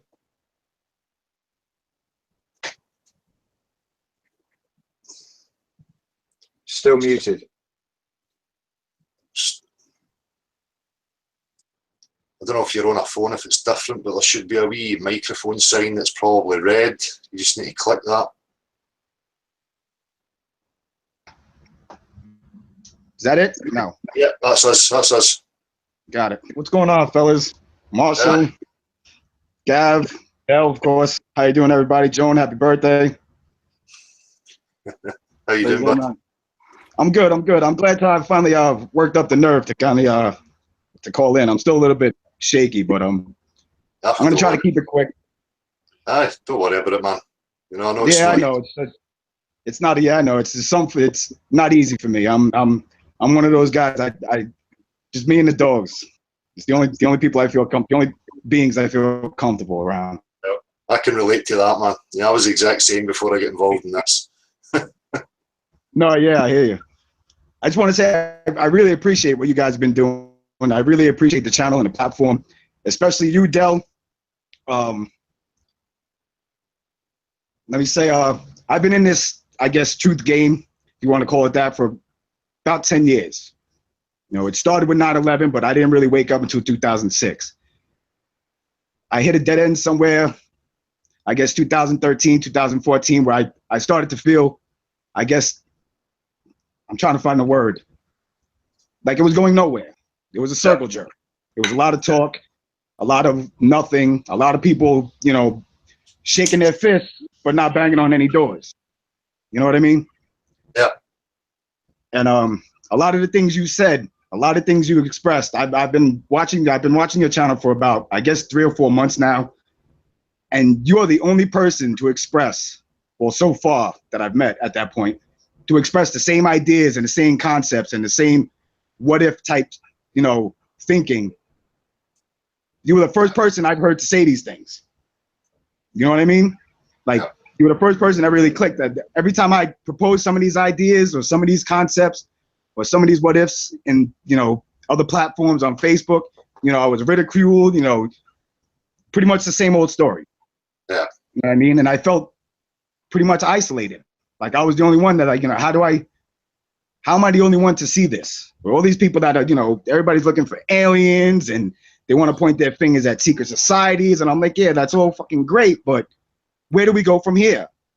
You know, can we put all this shit aside for a second and stick to the basis that we have been lied to our entire lives, that generations before us and generations to come are all being deceived and we're all enslaved.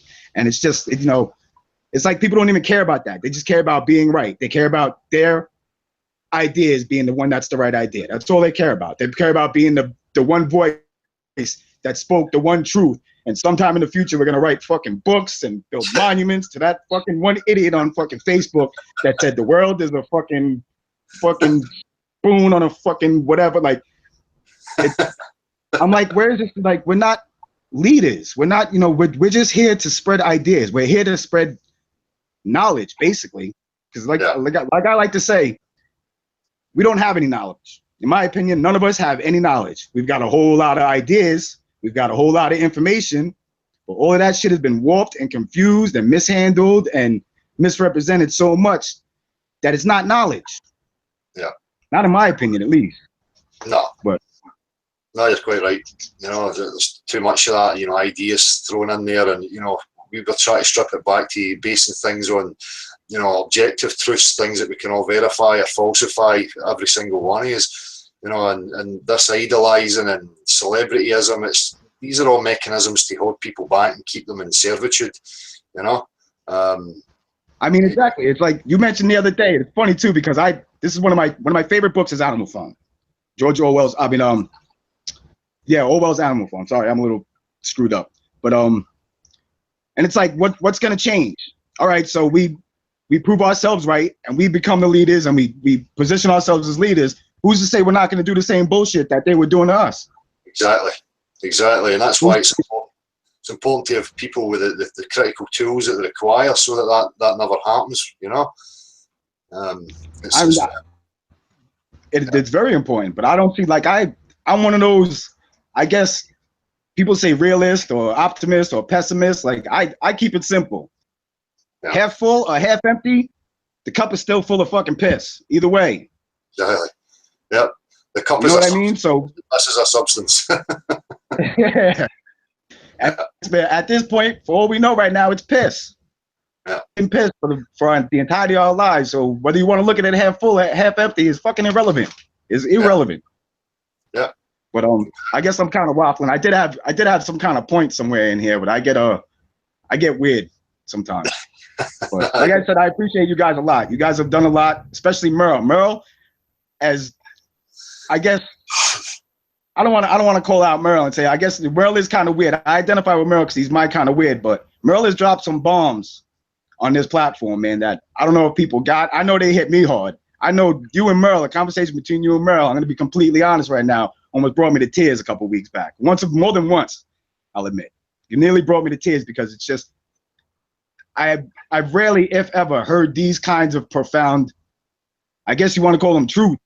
I mean, they're truths to me. They're truths to you guys. They're truths to me. So they're our kind of truths either way. But that's it. And it hit me. It hit me hard.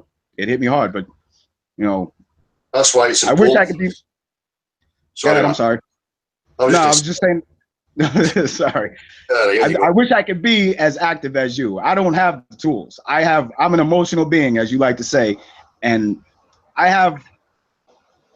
It's kind of a new philosophy because I never really was like this. I was more of a passive, you know, let it be, you know, the universe or whatever the forces will deal with that, man. These days, I'm like, people aren't going to stop talking shit to your face till you crack them in the mouth. You know what I mean? And I can't, you know, I was never really like that. I was never really an aggressive person, but I'm 5'2" tall. I'm half Puerto Rican and half Chinese from New York City. Not to say that I don't have anything going for me, but growing up where I did, with my heritage and the fact that I'm freaking 5'2" fucking tall, I had to work for respect. I had to work really hard for any type of recognition. Still don't get it. I've got 20 years of construction, and I got still people, you know, questioning my construction expertise. Like if I didn't work for $1 million company in New York City for fucking 10 years, like if I haven't been at this game for fucking 20 some odd years, you know, and it's like, why you're basically calling me a retard. When you say, well, I don't think that's right, and you have very little construction expertise to my a whole lot. You know what I'm saying? You're basically calling me a retard. And these days, I can't, that type of, I guess, disrespect just doesn't fly with me anymore because, again, I worked very hard to get any kind of recognition in this life, and to have no recognition at 40 years old with the things that I've done, the things that I've seen, it makes me want to fucking crack heads. I don't, you know. That's why it's important, you know, to understand things that we talk about with the logic.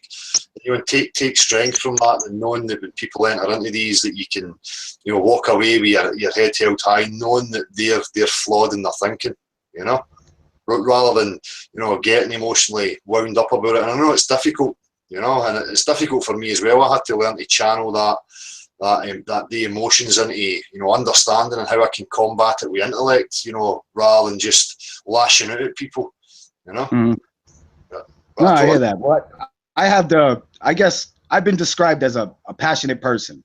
You know, when I was a big sports fan, when I talked about sports, you could see I get worked up. You know, even if I'm talking about things that I love, I get very passionate. I get very, I guess, loud.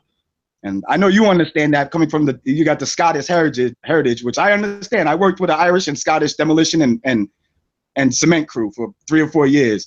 I got along with those guys great because we have the same type of, you know what I mean? Yeah. We have the same type of way we mannerisms. I mean, I got friends, longtime friends. When I first came, hey, fucking asshole, what's going on with you, dick?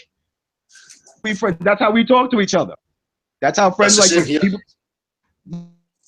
Yeah, not. I understand. That's what actually drew me to you. I mean, I think the first video I caught of yours was, I think, like a response video. It was on Antarctic Warriors channel, and I had already been into Flat Earth about a year and a half at that point. You know, I listened to Bay, I listened to Powerland, I listened to like, you know, a half a dozen other guys, even some of these religious nut jobs. Oh, religion. Don't even get me started on the whole religion angle. Don't even like it. It just drives me nuts. It's just like another, and I don't understand how it's just another distraction. Like you're supplementing gravity and relativity with Jesus and God. Like you're doing the same thing. Yeah. Like I don't understand how. I've got nothing. Well, no, I do have some bones. That's another thing. I do have some bones to pick with God. Like you say, you know, God's kind of a cunt in this situation. The way he left us here, the way he put us here, you know. Not that I have a beef with him, but he's like Lucy. He's got some fucking explaining to do.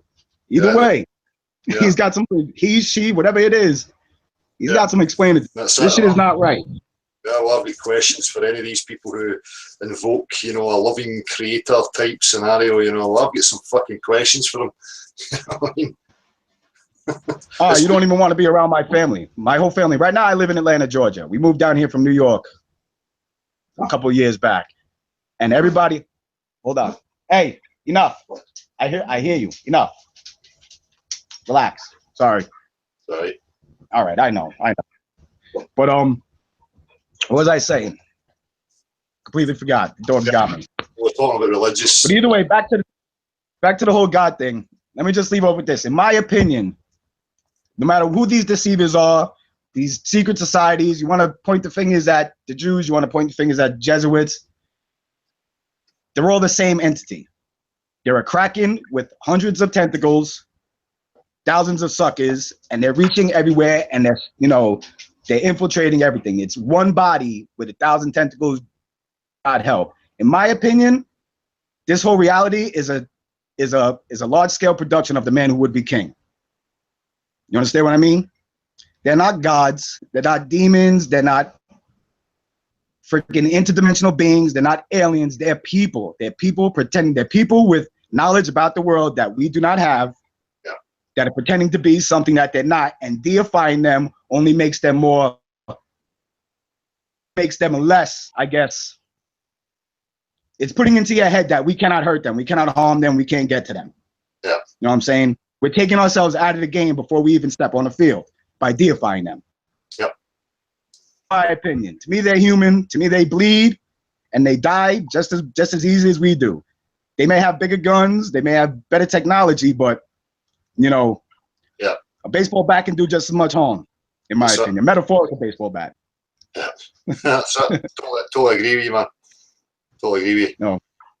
Yeah. But again, let me let you guys go and get back to some real discussing. Me stop waffling and sitting here acting all jittery, but I'm glad I can. I've been a little skittish because I didn't know if I could chime in on the tablet. I have no service. I have Wi-Fi. Just know I don't believe in cell phones anymore. I can't stand them, and nobody likes me anyway, so nobody wants to talk to me. So either way. I was just going to say, I'm glad I can get in. Hopefully, I'll get back in on Saturday. I'm always here. I'm always listening, whether I'm in chat or not, whether I'm working or not. I always try to be tuned in because you guys are killing it. You guys really are. Gav, I saw some of the videos that you put. I didn't get through all of them, but you put up some good shit, Gav, and I really do appreciate it. You know, it's easy. You make it. I've never been a math whiz. In construction, I have a good eye for geometry, but as far as like the numbers and breaking it down, I've never really been able to understand it. You make it so easy to understand. You make it easy for a guy like me to understand. It's remarkable, and I really do appreciate it. Well, I really do. And I'd just like to chime in on your point at the beginning about the knowledge, you know. So, you know, I mean, it's the same for me. I had to, how should I say, throw overboard a lot of the things I thought I knew, and strip it right back to the bare necessities, if you like, to be able to then start from scratch. So, you know, I hear you when you say that all knowledge is nonsense. At least, you know, the stuff that everybody thinks they believe or thinks to be true, they really need to take a serious look at. So, you know, you're hitting a very, very good point there, man. And that goes for everybody, you know, especially the people who think they're mega intelligent, yeah.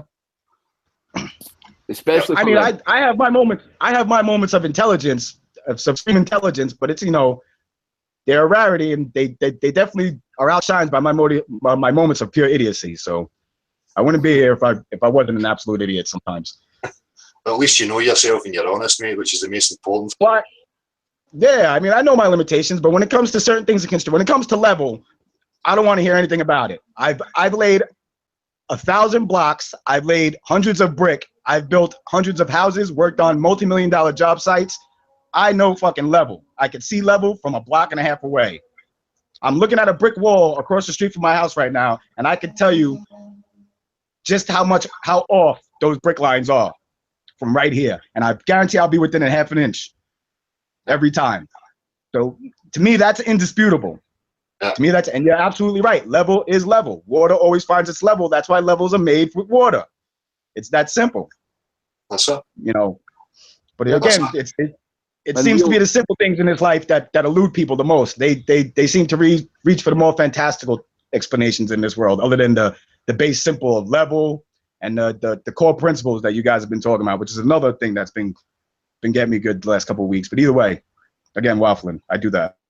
Yeah, but you're quite right. Real knowledge is not, you know, having some mathematician define something, having a graphics department make a lot of CGI, and then, you know, telling that to be real. Yeah, the real knowledge is what you have, my man, because you have that practical experience and you've done it for 40 years or whatever long it was, 25. 20 some odd.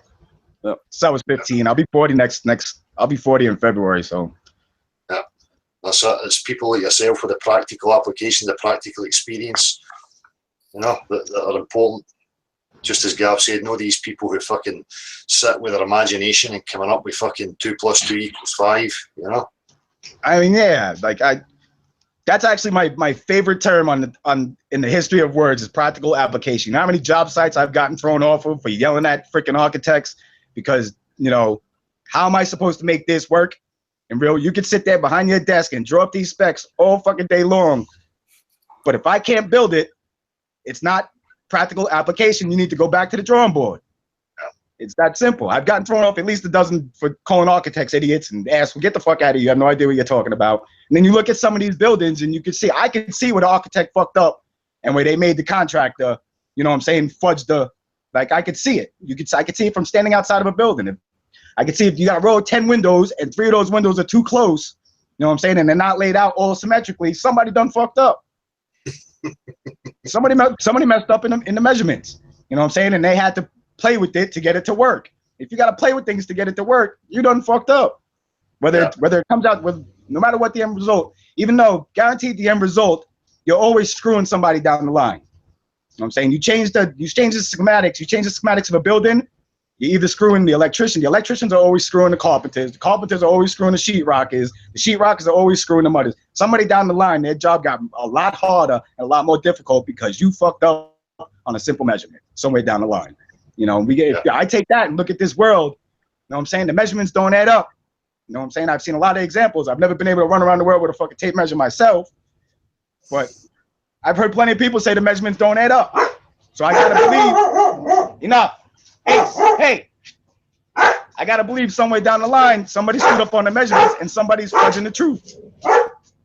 Let me get these guys inside before they freak out. Hey, both of you, come on.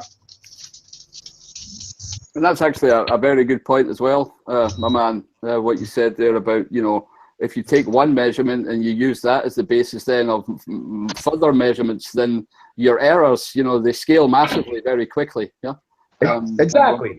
We were talking about science never really showing what their errors are, their error margins are.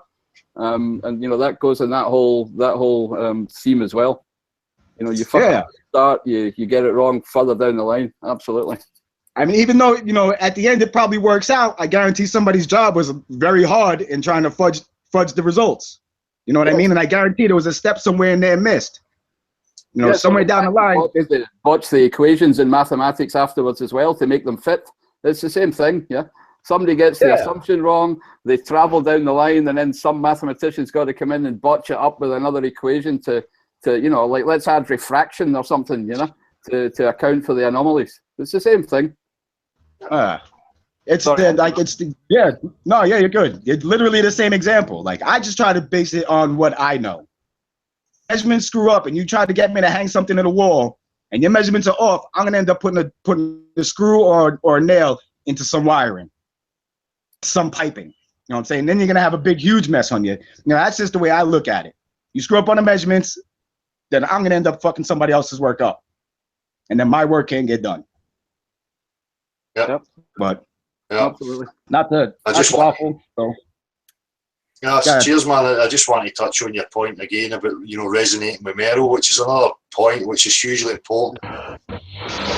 All different people out there you come in and express themselves, because the different personality types, the different walks of life will appeal to many different people, you know, which is a great thing. yeah, it truly is, because you guys, not that I'm not still in a dark place right now, but you guys definitely brought me back from a really dark place to where I just gave up.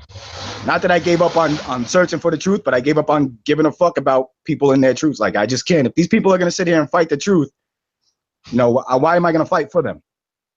Exactly. Why should I fight for them? Why should I even fight for anything anymore? If everybody's going to fight me, I'm fighting to try to bring, you know what I'm saying, put the power back in your hands, and you're fighting me at the same time. Like, you understand what I know? I know I'm a little weird with words, but you understand what I mean? Yeah, of course I do, mate. Of course I do. You know, and it broke me down. It broke me down, and it's not the first time. You know, like I said, back in 2013, before I really discovered flat Earth, I just couldn't with the ancient aliens. And then I realized once you could catch an episode of Ancient Aliens on the History Channel any time of day, 3 or 4, you know what I'm saying, episodes in a row, I knew it was a psyop. Like, it became obvious. And people were basing their whole belief structures around this. My brother bases his own belief structure around this. Like, it kills me. I told him there was no such thing as aliens. He fucking threw something at me. Like, and I used to believe in aliens, and I was a big fan of Ancient Aliens. I read Von Daniken stuff when I was a young kid. I was really big into science when I was in high school. I mean, I had the one thing going for me. I was reading books like, you know, To Kill a Mockingbird, and I'm trying to think, 1984 and Animal Farm. I read those books when I was like 12, 13 years old. You know what I'm saying? Those books kind of meant something to me. It just shows the kind of like the literary mind I guess I had. I'm not sure what that means anything, but again, I think I was really into that. A very good example. You know, when we're young, we are very creative people, right? You know, humans are creative. We do have imaginations. We think, and if they play on that at a young age, yeah, and fill our heads full of those kind of stories and imaginative things, and that's how they can foster these belief systems, because they know we're like that. But you know, if we didn't have words, everybody would be a painter and a dancer, yeah. So, you know, and if they twist the words, then they get us out of that mode of actually using it usefully, right? But just fill our heads full of nonsense, you know. Yeah. I mean, I remember, like I said, a lot of the things that, I mean, I've always been that way. I know you probably heard it, you know, 10 times before on this platform, but I've always been that way where it didn't make sense. You know, the world that they were telling us didn't make sense, but you brush it off because, you know, football, you know, I was a baseball player and I loved sports and I loved hockey, but, you know, who gives a fuck about the shape of the earth, man? The game is on this afternoon. Yeah. You know what I'm saying? And my favorite movie's coming out this weekend. Yep. You know, but there comes a point in your life where you realize that that's not really anything, you know, as how should I say, as fundamentally interesting and as fundamentally seriousness as getting this problem solved, right? Because I mean, I actually, you know, you were talking about coming to tears. You know, when I think of my dad, who's now dead, you know, I really, you know, all the people who have died believing this nonsense, right? You know, I actually feel I have to do something about it, yeah. Because you can't just let the next generation die and the next generation die in this ignorance, right? So, you know, I mean, we have to do something serious about this fucking serious situation, yeah. So I think it comes to a point in life where that's more important than the football, right? Yeah.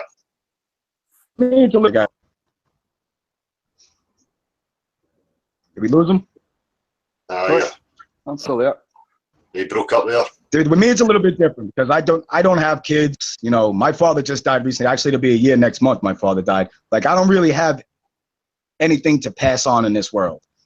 But that's kind of my point. When I talk to my niece and my brothers and pretty much anybody that will freaking indulge my craziness, you know, I tell them, how does this not piss you off? How do you, like, you're literally push signing on the paperwork to enslave your children. To deceive your children. How do you, like, how are you comfortable with this? Me, I get worked up about this, and all I have is 2 fucking dogs. You know what I'm saying? You got 4 kids. How are you not getting mad about this? How are you not at least getting, you know, interested in the concept? Yeah. You know, again, it's just one of those things. Why should I fight for you when you're not even willing to fight for yourself? Yeah. People get distracted and caught up with distractions, you know. And obviously, like yourself, you get time to ponder and consider things, you know, but people are caught up in their delusions, their trinkets, their shiny, you know, and they don't think that it's relevant. They're just taking it for granted that the world's this nature-defying fucking testicle and that it's all figured out. Therefore, I just need to focus on me and getting whatever shiny I can for myself, you know.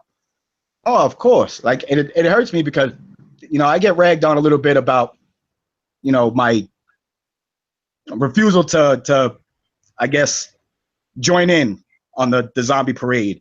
And it's like, well, you have to eat and you have to have a house, you know, you have to have a roof over your head. So you have to do what you have to do for money and the whole system. I'm like, do you not see that's a problem? Like, how is that acceptable to you? How is that acceptable? So you're willing, if you had no other skills and part of is out your head and food in your mouth, like, really? Like, you're willing to go that far because it has to be done. It's an imperative that you eat, and of course it's imperative that you eat and you have shelter, but you're willing to give up everything just for those 2 concepts. Yeah. Yeah. They've been sold the mantra that that's just life and that's the way life is, you know? Yeah, there's also a bit of giving up, as you say, Dale. If people feel that there's nothing they can do about it, it's the way it is, it's random, there's no way off the planet, blah, blah, blah, blah, blah, then people also just give up, yeah? You know, they're browbeaten, you know, it's acquiescence, isn't it? And that's where they bring in the consent then, you know, because nobody does anything about it, then it's easy to just, you know, steamroller it over us, yeah? Yeah, it's disempowering from the off. You're removing the psychological foundations of people. You know, you're putting them in a false foundation. You know? And then, you know, people you know, adopt that. Well, it's all figured out. I'm on this wee delicate testicle and there's nowhere to go. Therefore, you know, I'm just going to indulge myself. You know. But and again, you know, people would take that attitude. There's nothing that can be done. Look what just normal, common people can achieve. You know how we've affected by just getting up there. You know, no taking it, standing up and speaking the truth. You know, it does work, and eventually people do come to it. You know, when it's there. So I would hope so. I would hope so because I don't feel I have much time left. A bunch of health issues. Like, I don't really have much time left here, and I'm not sure if I want to be here much longer anyway. With this, the way that shit's going in this country, in America, you know, I know I'm not able to leave the country. I know I'm flagged. I know I'm being monitored and targeted. I swear to God, this brand new refrigerator that I just paid $4,000 for is recording every single one of my conversations. I swear it. I swear it, because I hear my words coming out of other people's mouths. At least a couple of times where I've tuned in, I thought of something on a Friday night, and you fucking Del repeated my exact goddamn words on this platform and threw me for a fucking loop. I didn't know what to do with myself. Well, I'm Illuminati extraordinaire, mate. I managed to get that device put into your fridge freezer from my shed. From my shed in Scotland. Stop reading my mind. I watch way too much porn. Stop reading my mind. I mean, that just goes to show. I mean, you can take it one way or another. You know, that just goes to show. That's just, like I said, that's kind of what drew me to you. It's a like mind. It's someone who's thinking on the same wavelength as me. Yeah. You know, and it's something I've rarely seen. I mean, the last person, I had one friend, and he died about 4 or 5 years back from a heroin overdose. But he actually, I always think back. There was one week, me and him were stuck on a bender for like 3 or 4 days, sitting in my apartment in New York City watching the Science Channel. And they're going about at, you know, Uranus. They're doing all these, you know, they're showing one of those space shows where they're talking about how this planet is made up of this and this planet is made up of that. And James, just like, he looked up at me. He was like, how the fuck do they know all of this shit? And, you know, and I tried to explain it to him with my science mind, because I watch all of these shows and I try to explain it. And then I realized that it all sounds like fucking bullshit. You know, but I kind of brushed it off. But then once I started watching like, every time I watch one of your hangouts, or I watch one of you guys' videos, that memory always comes back to me with James just looking up at me. I mean, we were, like I said, 3 or 4 days into a bender, so our minds were all over the universe that day. But just the look that he gave me, he was like, but how do they know all this? Like, it bounces around every time. Every time I log on to one of your hangouts, one of your videos, man, that memory comes back to me. How do they know all of this? And it's exactly, they fucking don't. They're making shit up. Yep. You know, I wish I'd have realized it back then. Maybe I might have saved the kid's life. Maybe I might have changed the course of my life. But, you know, wishing one hand, fucking shit in the other, and all of that. Well, this is where we are right now, mate, and that's what's important, you know. Yeah. Do these people a service, as Gav said, you know, the amount of people who I think about that have went and passed that never had any real foundation or known about reality or where they were, you know. For me, it's serving them a justice just as much as the people who are here with us right now, you know. Yeah. Right, and you've got like-minded people here, definitely. You know, I mean, without getting esoteric, you know, I think the how should I say, the waves, the vibes, whatever you want to call it, right? You know, of course, lots of people thinking the same thing and waking up to the same, I don't know, reality, yeah, and not being taken in anymore. And you know, I don't know why it happens or how it happens. You know, the 100 monkey and all that. But yeah, I get these kind of synchronicities as well, man. So even though I don't have a fridge. I've always had that kind of mind where, you know, I used to do the bi-yearly acid trip. I would take acid or mescaline or mushrooms on the winter and the summer solstice. That was my thing. That was my thing when I was a kid. And I always used to get into it. I do believe that, you know, at one point humans worked on a hive mind, you know, that we communicated telepathically, and we have telepathic influences on the electromagnetism of this planet. I swear to you, I can tell you stories, and I have people that can back them out, where I have cloudbursts. I've turned a cloudy night with the power of my mind. I didn't do it alone. There was 4 of us tripping on fucking acid and mushrooms that night, and we all concentrated on clearing the skies, and the skies freaking cleared. Like, to me, that's not really a coincidence. You can make whatever of it is you want, but to me, we opened the skies that night so we can have a better trip, because that was what we used to do. Take a lot of acid, take a lot of hallucinogens, and go into the woods and just sit there and talk to the fucking trees for 8 hours for no apparent reason. You know, other people were going to clubs and dancing with freaking lights and all of that dumb shit. Like, nah, man, I'm gonna go in the woods, talk to the trees, listen to the stars, you know, listen to the wind, and you know, I'm gonna go hear the earth. While you're going out there and doing all your stupid shit in the club, getting all sweaty, paying $5 a fucking bottle of water and all of that dumb shit, I'm gonna go smoke a joint, eat a whole bunch of mushroom, and fucking talk to the universe. But to me, that opened a lot of, you know, like I said, I believe we're all interconnected, and once one mind wakes up, you know what I'm saying, whether I would have found you guys or not, I believe I would have got to the same place either way. Like, I was destined, not destined, but you know what I'm saying, we would have ended up here at one point or another.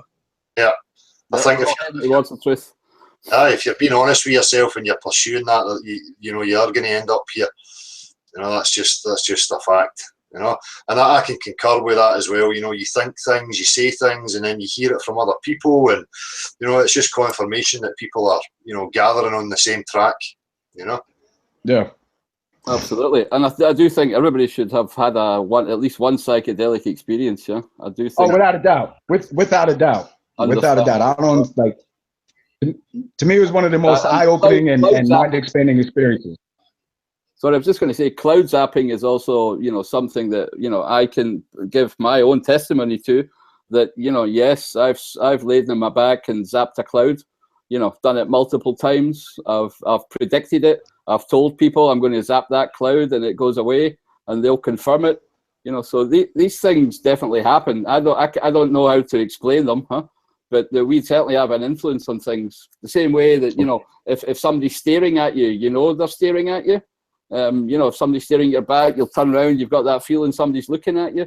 So there's all kinds of things like that that need to be explored. You know, there's a whole science out there we actually know nothing about, to be honest, because we've been sold a lot of shite. Yeah. Yeah. Well, It's about time we started discovering it, and that's what I think. By the way, just to put it on a positive note, what I find so interesting and so, I don't know, so brilliant about this whole awakening, right, is that it's actually fun.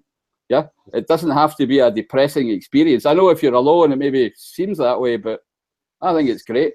I'm just. Are you kidding me? This is the, other than the 1 or 2 vices that I still, you know, I guess get into. This is the most fun I have. You know what I'm saying? I'm here every Wednesday. I'm here every Saturday because this is the most joy I get out of this life in my current state right now. This is the only real happiness I find, because everything else in this world disgusts me beyond belief. It's like I'm so sick of this world and the people in this world and the way people, you know, the mentality and the celebrities and all of that stuff. Like, it just, not that I'm going to go on a stupid murderous rampage or anything, but I'd rather just not deal with people. I'd rather, you know, work for myself than work for some idiot who's, you know, his whole point in life is to fool people out of their money, to cheat people out of his money. Yeah. You know? And construction, that's the only way you make money in construction, is by cheating people. You can't be an honest construction worker and make a decent living. Not in this world, not in this country, at least. No. Well, all I can say to that is that I know why all 3 of us love dogs. Eh? Are you kidding me? And my family looks at me weird. I talk to the dogs, and they answer me. They respond to me. They're all like, you know, you're not really saying it. The dog doesn't. I'm like, yeah, you think the dog doesn't hear me, but the dog hears me. And he never. You know what I'm saying? They respond to me. Yeah. Yeah. He never cheats you. He never deceives you. Yeah. No, hell no. I mean, that's why they call him man's best friend. They're the only one that's always, know what I'm saying? The only one that's always happy to see you no matter what. I could kick the dog before I leave the house. When I come back, he'll be fucking jumping up in my lap like he hasn't seen me in 10 years. I mean, not that I would, but, you know. But that is how loyal, and yeah, that's absolutely. That's it. They're more in touch with things than human beings are. Yeah. You know? They've got the more natural instincts, haven't they? Are still much more alive and awake, and with us, they're just dulled and yeah. Boring. Yeah. Boring. Yeah. Moronic. Zombified. Yeah. Exactly. Hold on, fellas. I'm gonna go grab me a cigarette. I'll be right back. Thank you.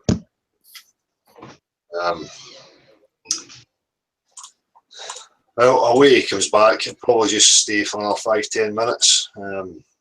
Just a short one tonight. We never had much prepared, but it's good to hear for the people, you know. Yeah, There's one more request outstanding, so just to let you know. No problem. Cool.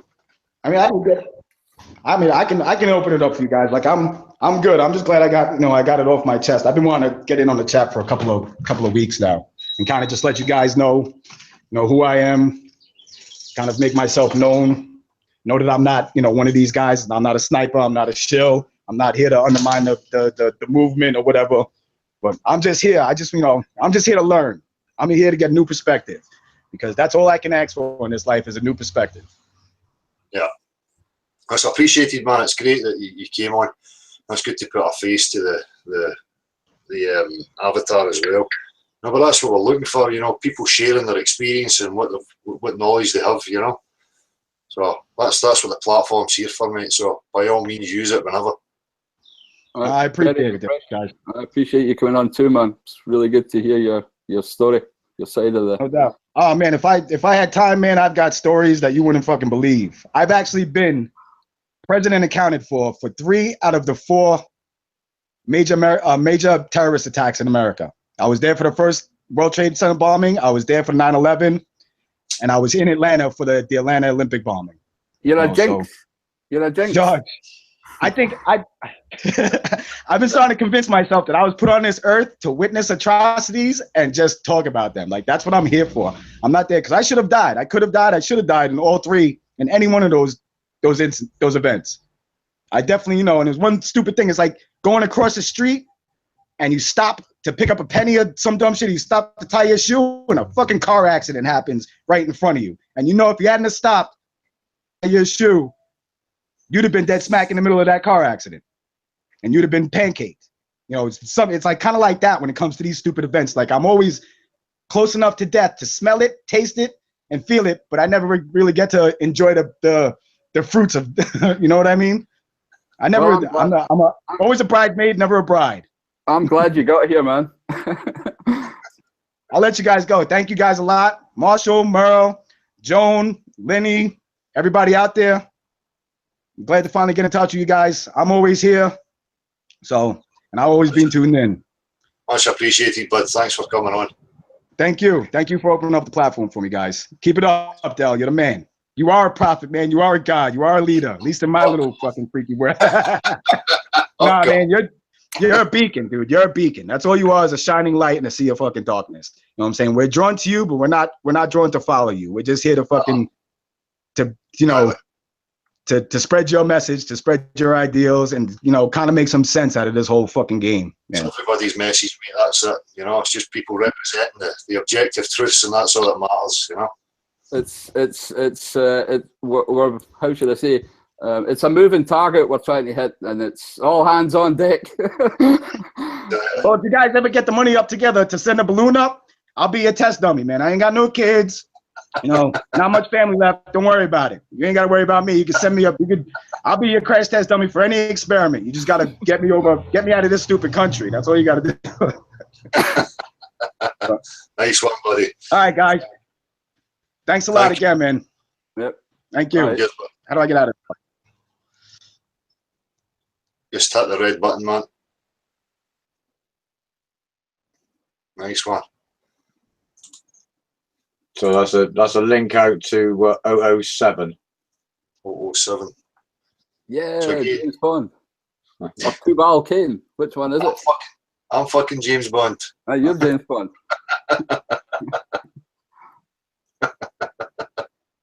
Yes, the name's Seamus Bond. Yeah, well said. West Coast Wisdom. Dale is a spokesperson. He's not a leader. He's a person for whom we have great respect, support, and admiration. But he's just Dale. Exactly. No, I'm fucking God. Worship me. I think you look like Desperate Dan today. Just waiting you getting that blowtorch out and having a shave. My cow pie. My big arse chin.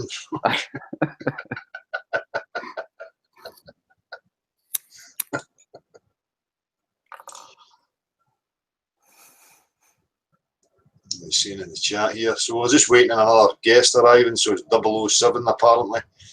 Again, the same thing. If we get sniped, then just ignore it.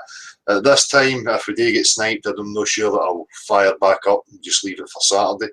But just to remind people, while I've got the opportunity, a meeting on Saturday at 2 p.m. in the last post in Paisley Town Centre.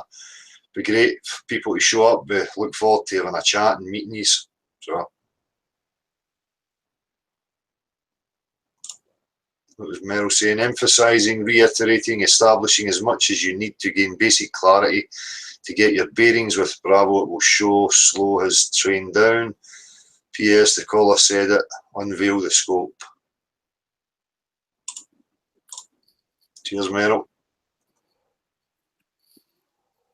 I'm just going to sign off, I think, as well. Anyway, it's an hour later over here, so I'll maybe just listen and say hello in the chat. And Well, I'm just going to give it a couple of minutes anyway, mate, for this. See if this other guest arrives. Fair enough, my man. It's been great as always. Thanks to everybody. Thanks, Marshall. Nice one, Gav. Yeah, I'll speak to you tomorrow or whatever, eh? All right. Cheers again, bud. A question here in the chat, Dale, from Heliocentric Cultist.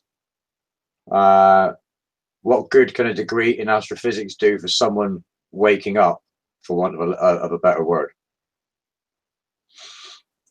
Sorry, I'm not sure what's that mean. What good can a degree in astrophysics do for someone waking up? Nothing. They just need to realise that they're repeating fucking stories. I don't really get that.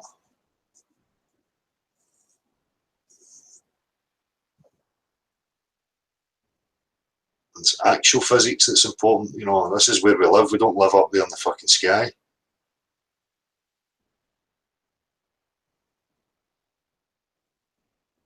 Cardiff meetup Saturday 2. Contact Martin Leedke for details.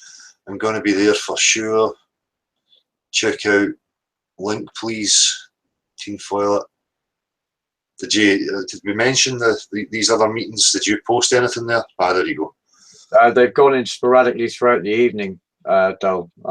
Preston, Cardiff, London, and Paisley, and I'll continue to do that through the rest of the time we're here.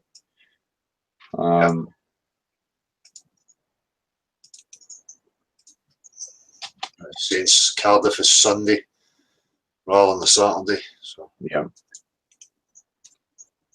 And We've got the Brown Bear in Lehman Street on the Sunday also. So a fair spread across the country, dude.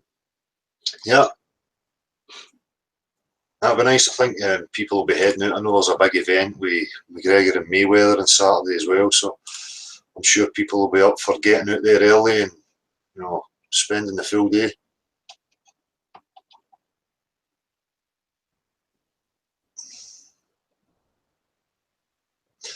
So I'm just going to wait another couple of minutes to see if we had any confirmation of this person arriving, Marshall. No, but I think some people get a little impatient perhaps and log out if they don't get linked in immediately. And I think, you know, everybody who's regular understands that we try and give the floor extensively to whoever the guest is. You know, it seems to work out quite well for people. It's just well, as I say, you know, if the Wednesday night, sometimes it's not an open floor, so it's the mainstay is the Saturday for anybody, you know, looking to come in. So we will be back on Saturday, but again, I'll remind people that, you know, we're going to go on Eddie's platform on Friday night if you want to tune into that. To see we'll reach more people. Sorry, you can say it. Well, is there any confirmation of which platform Eddie's using? Because I'm not so sure it's going to be his YouTube channel. So no, we'll find this out tomorrow. So I'll maybe just stick up a wee, you know, quick couple of minute thing once we get that actual confirmation and let people know where it's happening. But it's definitely Friday at the times we stated, so which is 12 p.m. PST. it's 9 p.m. UK time. Yeah. Yeah. So I'm just going to go to the chat here, people. If anybody's getting to say, want me to shout out, then, you know, by all means, a couple of minutes and I'm going to get off. I'm really hungry, and my missus, who I know is listening, has promised me some nice food. Hint, hint.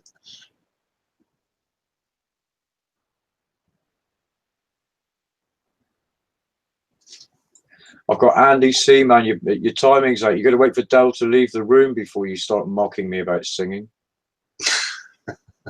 Don't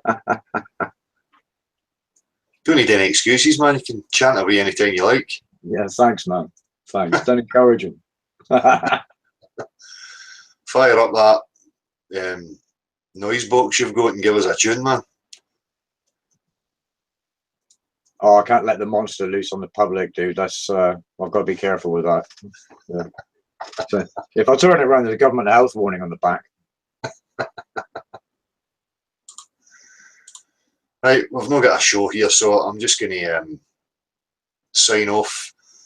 As I say, I'll put a wee something up just confirming what platform that's going to be on Friday.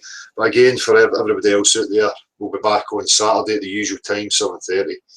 So thanks again, Jonah Worms, Magumba, Marshall, Gav, sorry, I forgot the name, Dire Crow. I think that was it. And for the folks that phoned in, much appreciated. Hope to hear from Maury on Saturday, and I hope to see some of you there at the last post on Saturday at 2 p.m. I look forward to it. Take it easy, guys. Much appreciated.